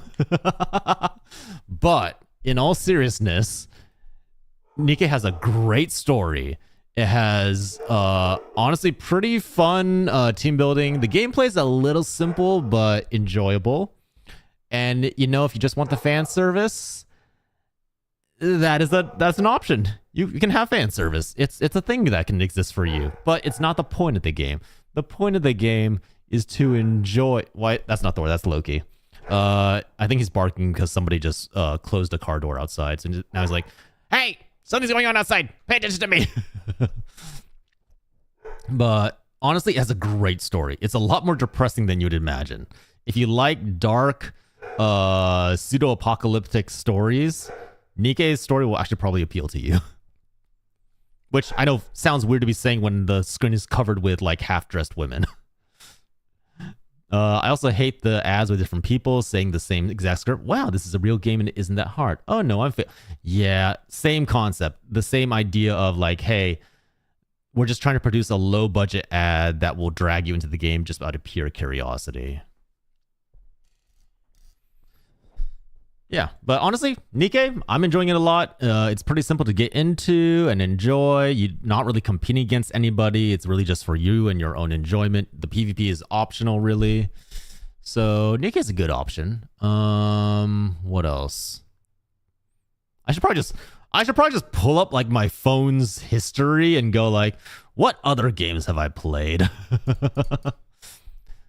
There's free to play. Free to play, pay to win H games now. That's been a thing. I'm not gonna lie.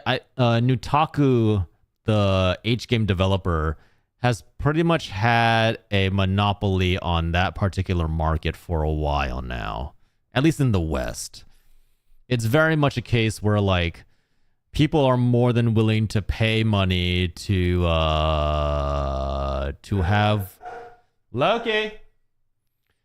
People are more than willing to pay money so that they can enjoy women in various states of undress. Hold on.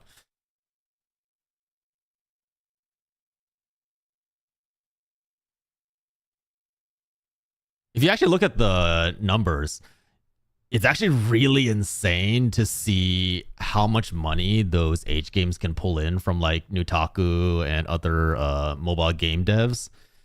They make a lot of money. But actual H games exist. But see, Briar, the appeal of a mobile H game is the ability to have new girls appear to constantly to constantly have new designs, new poses, new skins. It's all about the ability to satisfy your desire to gamble, as well as the ability to goon. It's that sweet, sweet combination between the two. That's the whole appeal of a adult mobile game. I played a couple of them. They're okay in most cases. Usually the gameplay is not actually intricate enough to keep me interested. That's really like the cold hard truth. It's usually just not that good. So I just don't have that much interest in pursuing the game and seeing it through. Least surprising thing you've ever said? What, that I played it? Yeah, that's probably not too surprising.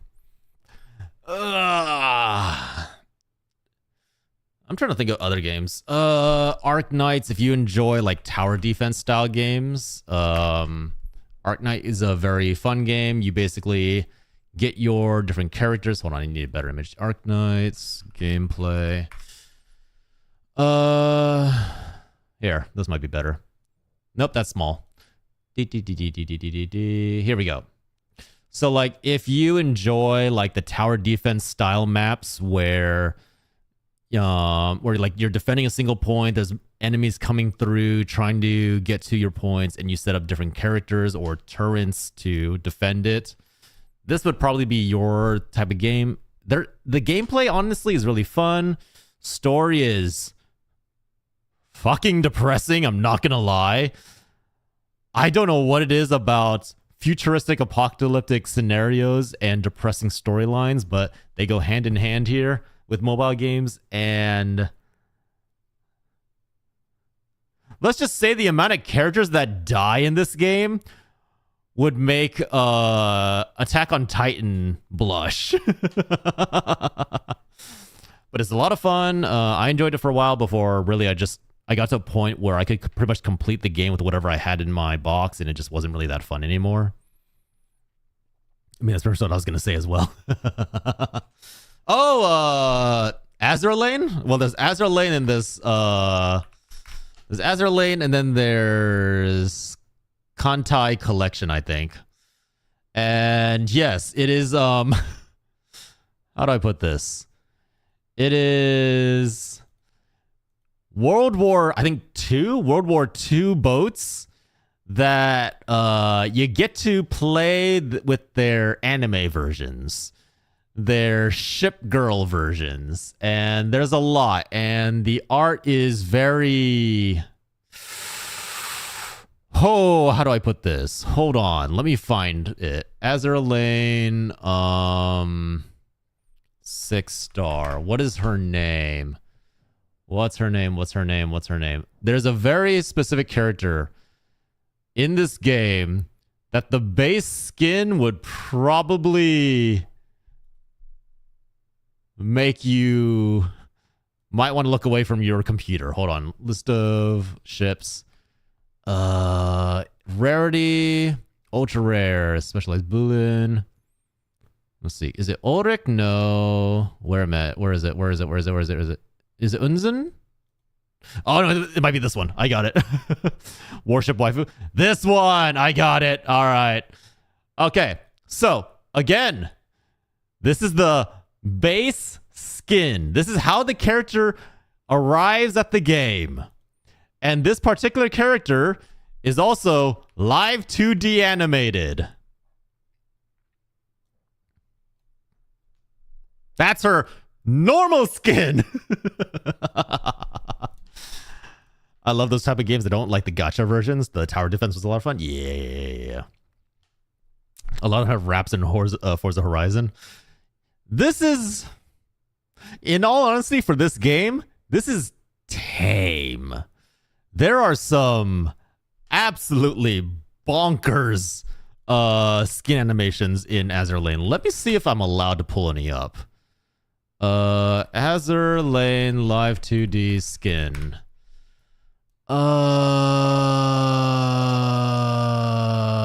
Okay, that one just does Shibari. That is an 18-minute skin review. Holy, that's an 11-minute skin review. Holy shit. Wait.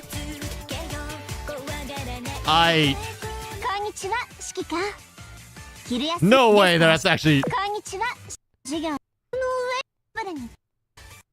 No, wait, no. This is what I'm thinking of. There's some actually like... Where can I find it?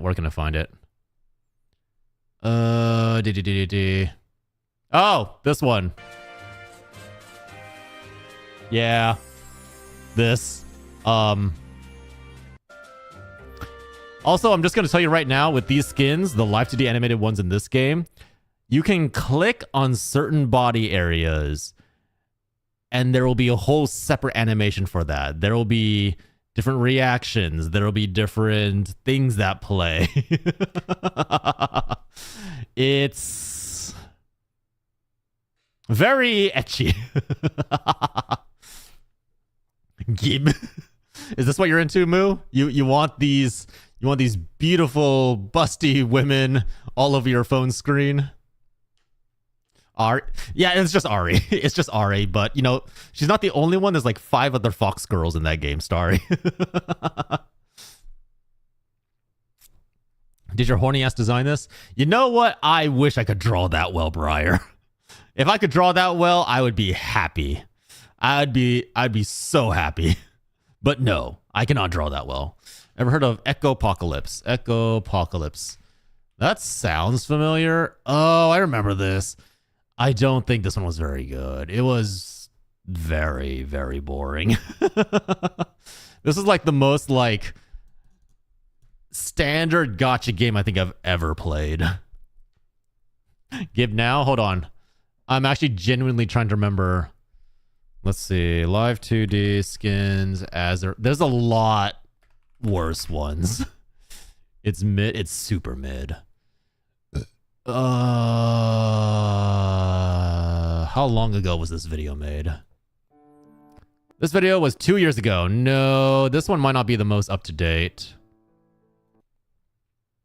Oh, right. Right, I forgot about. There's a couple of skins in here where You can get really, really nice 戦う animations. ことを望まれれば、いつでも出動できる。Yeah. And like I said, if you click on certain areas, there's different animations. Whoops. ほら、写 Some of 真 them でも zoom in, some of them have whole like cutscenes. It's let's say that every summer event in this game is always very popular. There's people who like play the game purely for the summer events.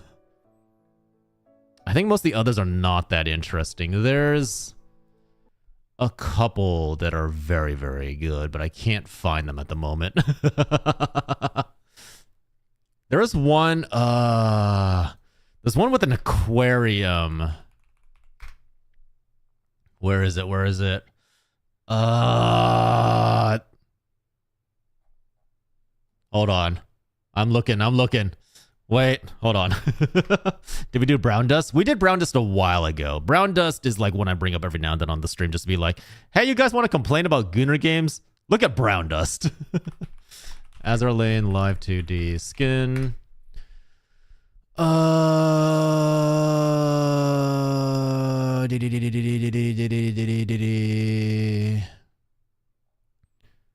There's a very, very specific one that I'm thinking of where the girl is in a pool, but the pool is see-through. The walls of the pool are see-through, so you can look into the pool while she's swimming in it.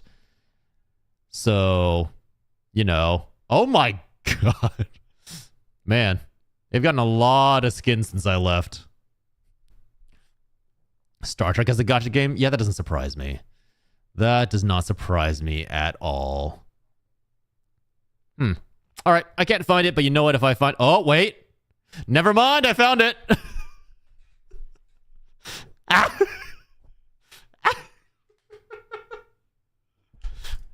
Hey, Moo, you watching?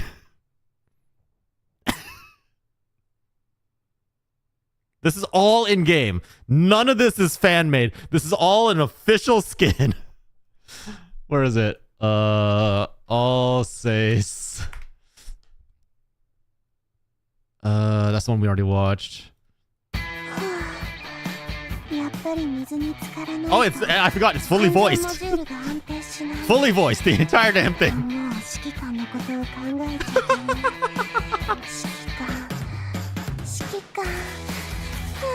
I am 90% sure I remember there's an animation when you click on the bikini that involves the bikini falling off. I am 90% I remember that. Star Trek as a gacha game, timelines. I remember playing this. Most of the major brand gacha games are not that good. They're very, very mid. It really sucks because they're more often made to just prey on fans of the series, like especially like the big Western stuff like Star Trek, Star Wars. What is it? I think there's a John Wick mobile game. All of these ones are usually made just to try and suck as much money as they can from the fans. It's usually never really a good game. It's very basic mechanics and super like predatory practices. Bremerton, oh god. Bremerton tennis skin. How bad could this one be? Marvel has like 4. I think only one of those Marvel games is actually considered good, right? Like Marvel Snap, the card game, which is basically done by one of the developers from Hearthstone, like one of the original developers from Hearthstone. I think that's the only one I remember that got like any accolades or any like holy sh.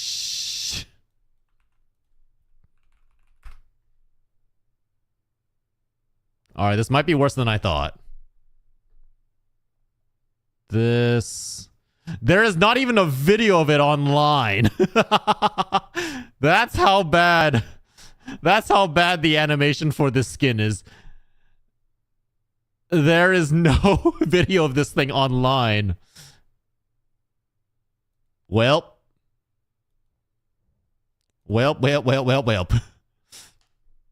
Snap is really good. You can play it without spending a diamond win. Okay, just based off this pose, I can kind of imagine where this is gonna go. I can kind of already figure this out.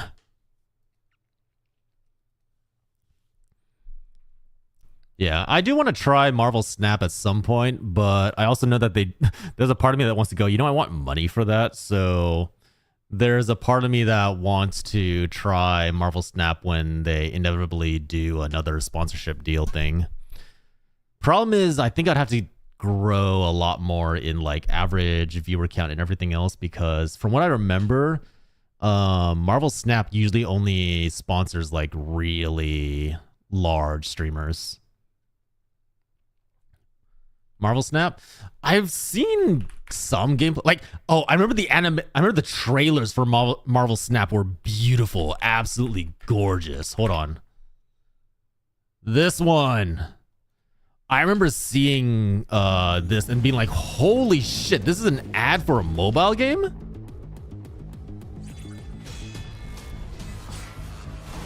Like, look at this. It's a full-length animation.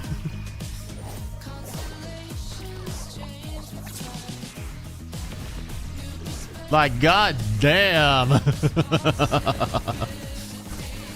This is so much effort being put into it.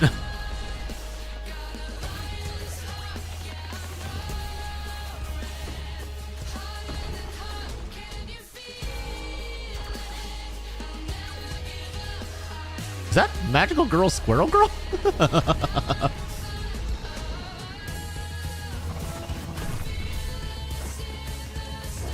Mobile, but also on Steam. Yeah, like it has like a PC client, right?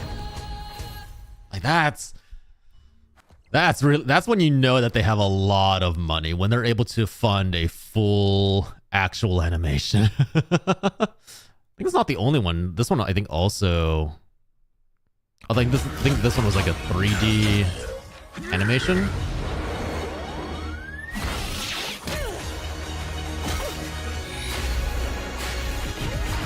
Man, the budget for this stuff. Yeah, I would like to play this at some point, but like I said, I'm trying to wait until a sponsorship offer goes out and then see if I'm able to. My favorite Snap car was Peach Momoko Mystique. What? Peach Momoko Mystique. What? That looks a lot... This looks a lot different from what I was imagining. Hold on. This one, right? That I was somehow imagining a much like cuter, like magical girl Mystique than this. This has like some Eldritch vibes to it. Yeah, I'll add it to the list. Snap and it was an alt art. Oh, so what does the normal art look like?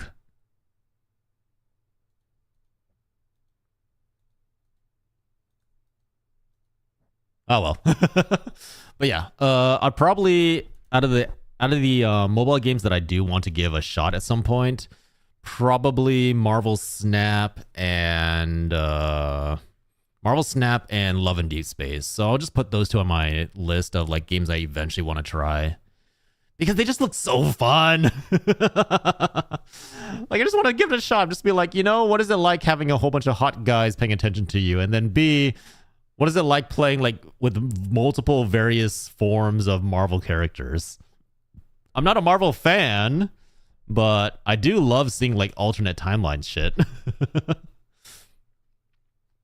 Love and Deep Space is how you summon Ellie. How's Elfie doing? I feel like I haven't said hi to Elfie in a while. It's been a while.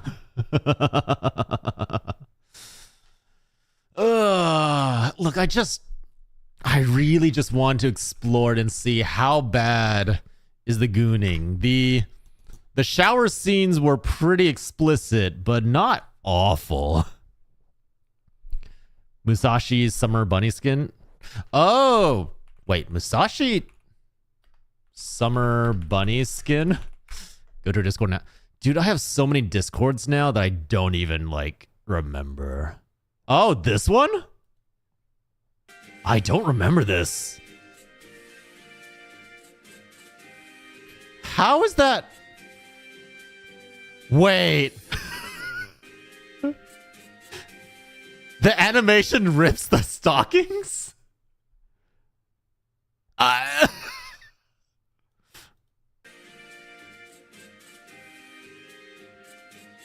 Oh my god.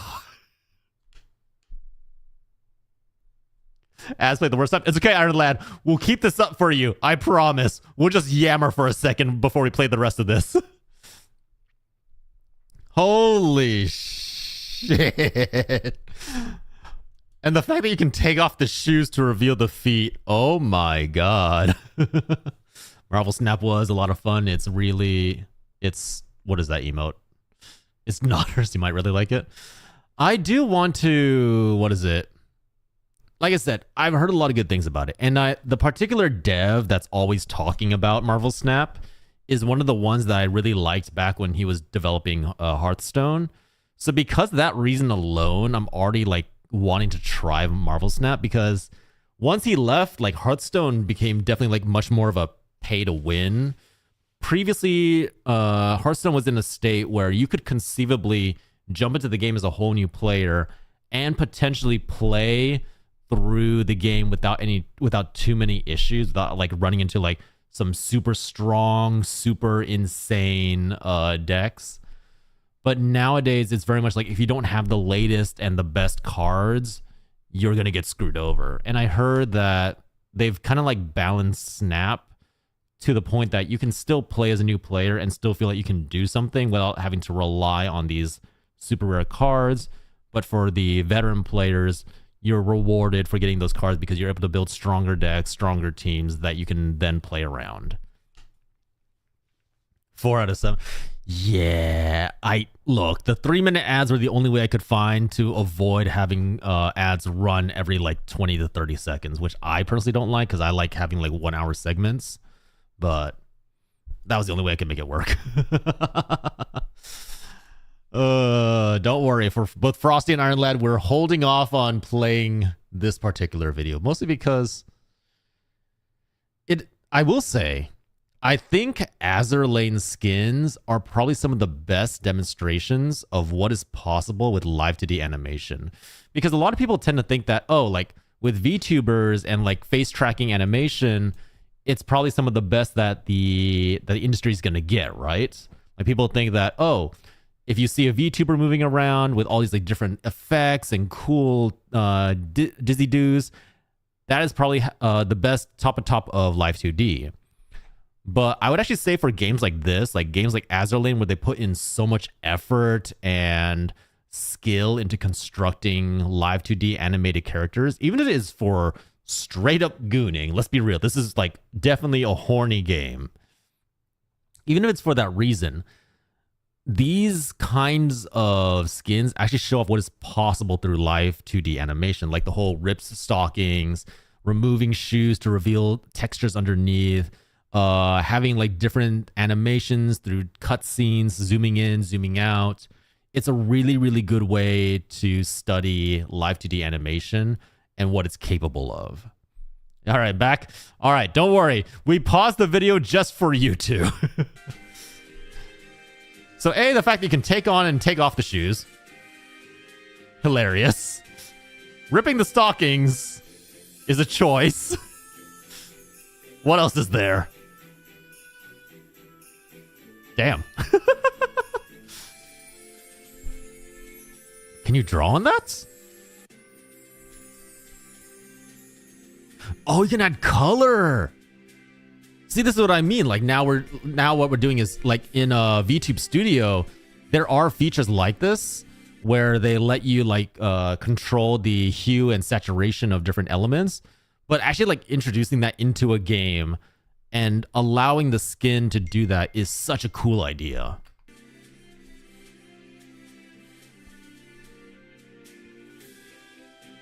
You can erase it, you can change things. That's super. Oh! Oh!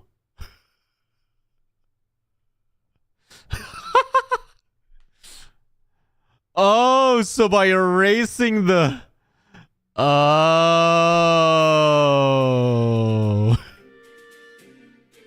So you can change the opacity on the fishnets.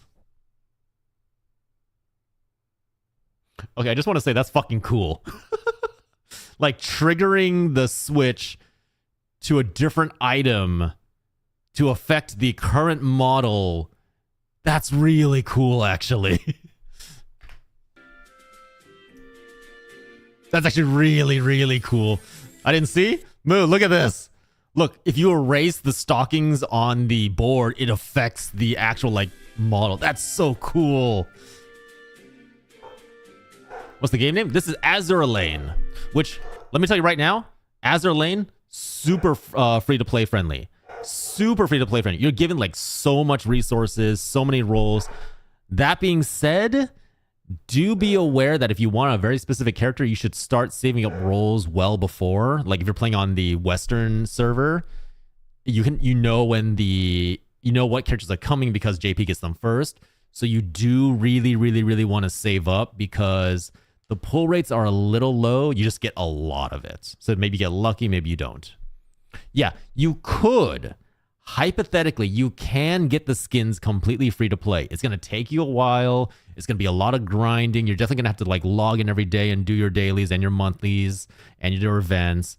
But they do give the resource that you use to buy skins for free.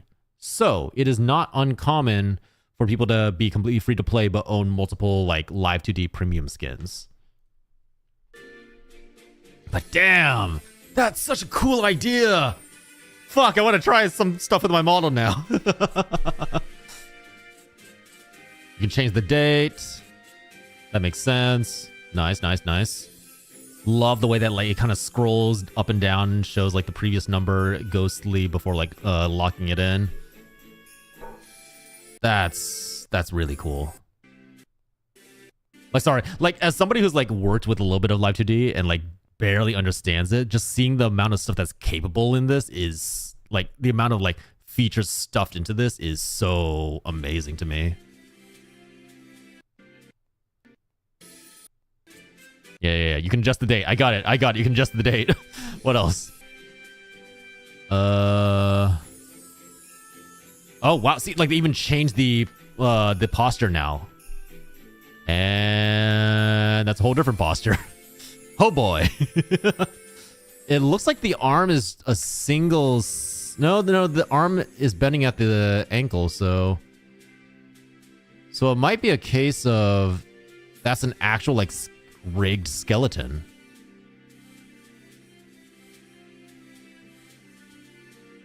Huh. That might actually be... Oh... The butt jiggle! The fucking physics jiggle. Hi, radishes.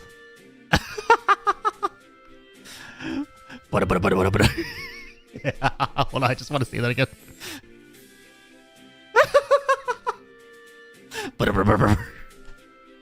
Oh, that's so fucking funny. I love it. I love it. They know well, they know their audience.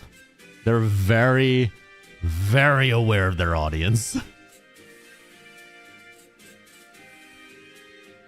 Oh, and you can do the torn fishnets as well.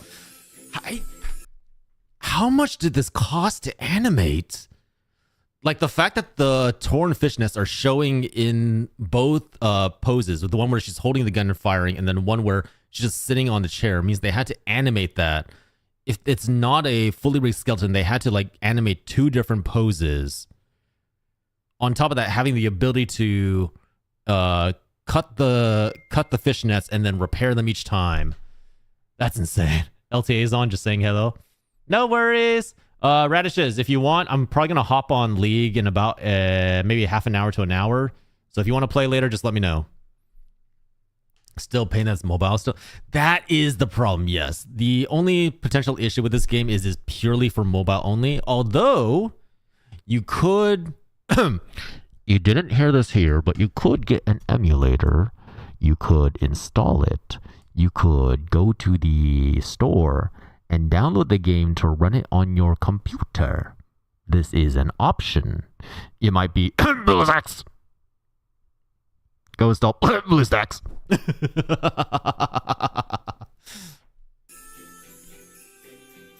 Sounds good, radishes.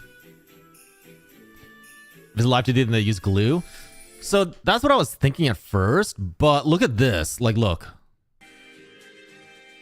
No, see, like, look how the entire posture and angle changes. I think that's an actual, like, they're using the top half as the same and the face, but I think the bottom half is an entirely new rig and entirely new item. See? Like, look, like, you can actually see, like, the jump change. Yeah, the entire bottom half is an entirely new skeleton.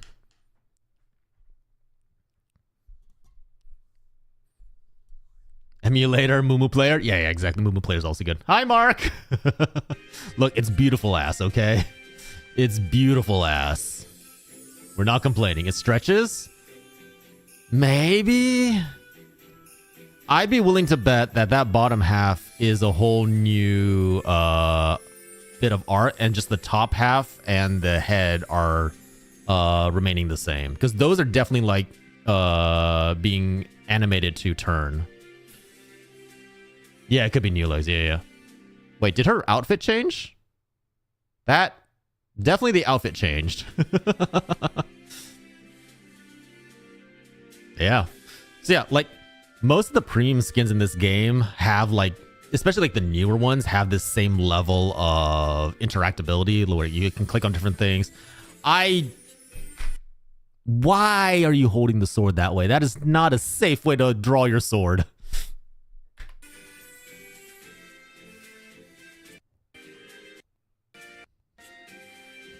Hey, Otto, how are you?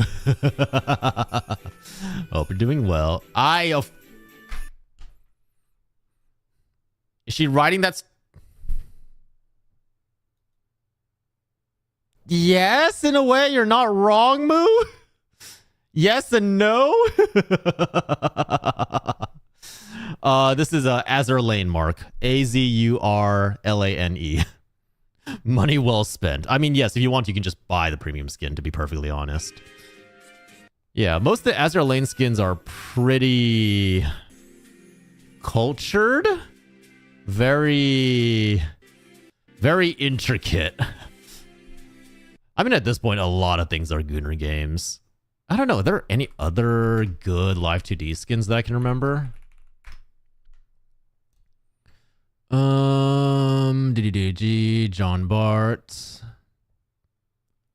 I just saw Azur Lanes has a crossover with World of Warships. Yes, they do. Yes, they do. Just a bit ago, she had it between both her legs. I'm not going to question that. You probably have a better... Am I?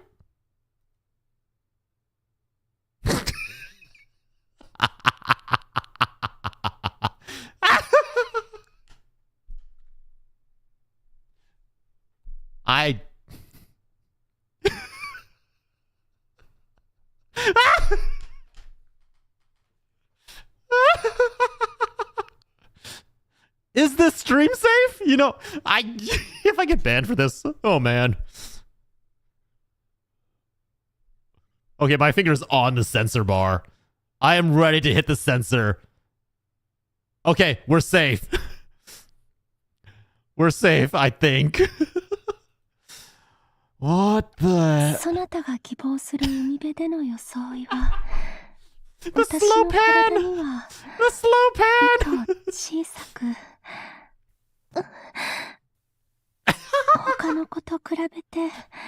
The slow pan up right over the feet. Yeah, like I said, the summer skins for this game, very popular. Very popular. Do know that if you're a straight woman, or if you're not into women at all, this game is definitely not for you. There are no guys in this game. It's all women. All women.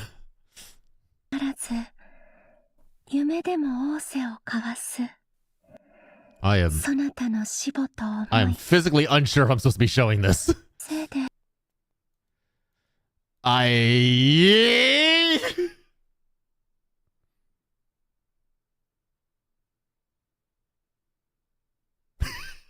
can't look away. It's like mesmerizing in the like, holy shit, they put this in the game.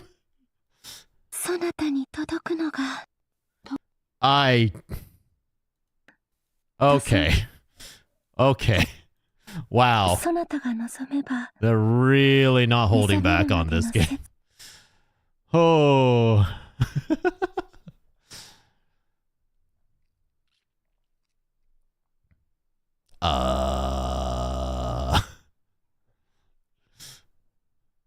I am uncertain if I should click on this. Oh yeah, so this is what I mean. Like here, like for certain skins, they have like full-on cutscenes that play whenever you log in or do certain click on certain things, stuff like that. Which again, super fucking cool to just like examine from a live 2D animation standpoint of like, oh, that's you can do that kind of cool stuff.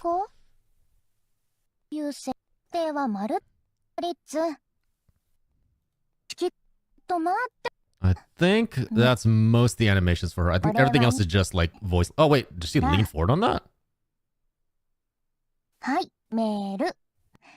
Yeah. Hey, you know that?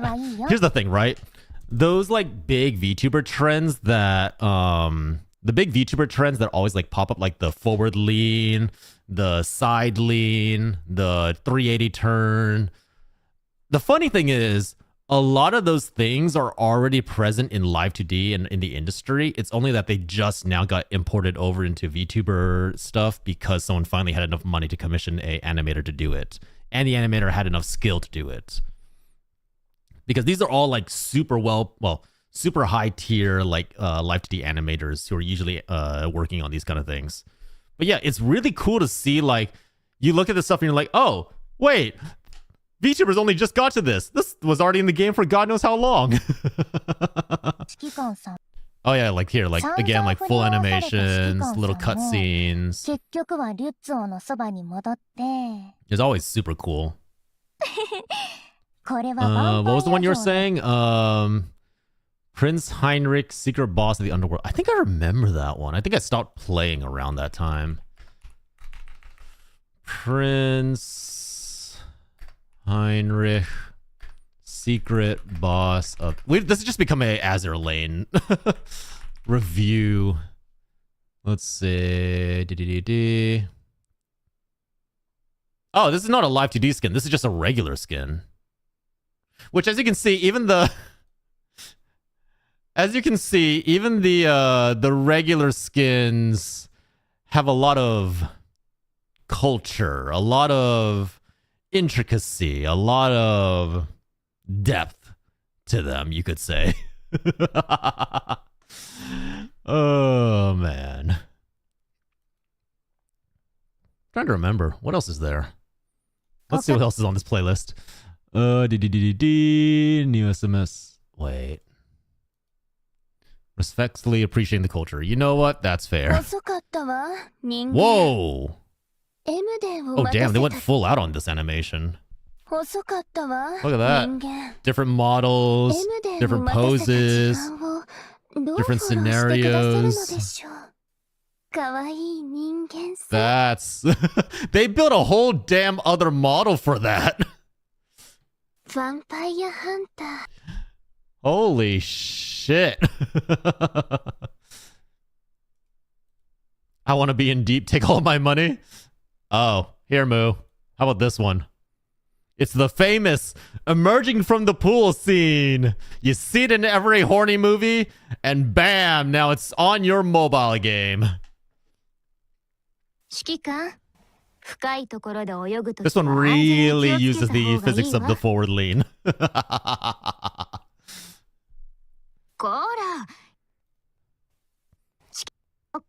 Wait, what? Okay, no, never mind, sorry. I think that's most the animation for this one. Bringing the horny to your phone. We were doing that for a while, let's be real. What's this one? No, this one's not that bad. Rune. I don't remember this one. Ah, yes, the Steppy skin. The Steppy's animation skin. Ah, yes, how could I have forgotten about these?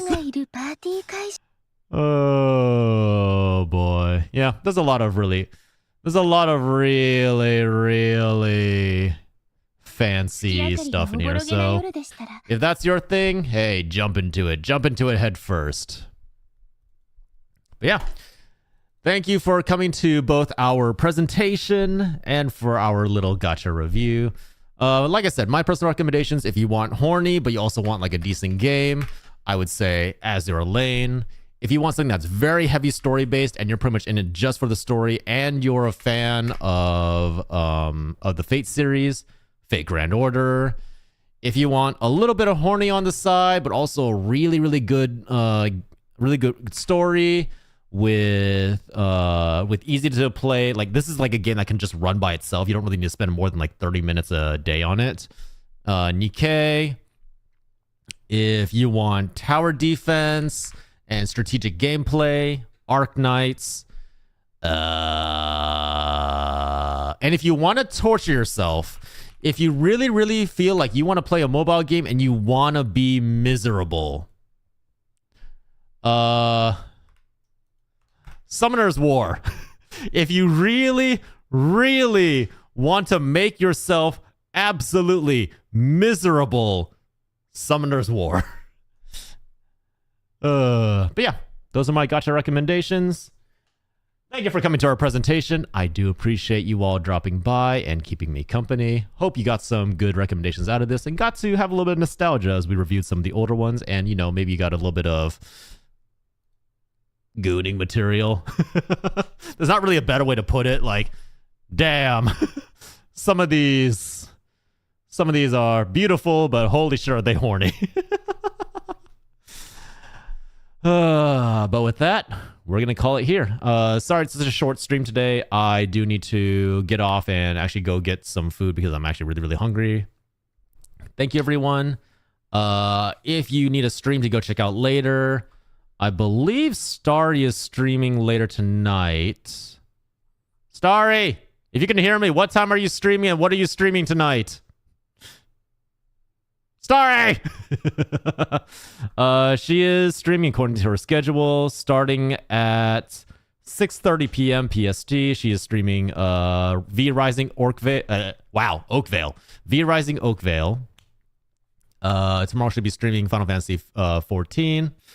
I won't be on until Monday. I don't know what we're doing next week yet, so keep an eye out for the schedule that goes up on Sunday. Socials. Tonight is V Rising, 6:30 p.m. PDT. There we go. Thank you, Starry. Go check out Starry Light. She is a wonderful, beautiful individual who is lovely, entertaining, and a great friend.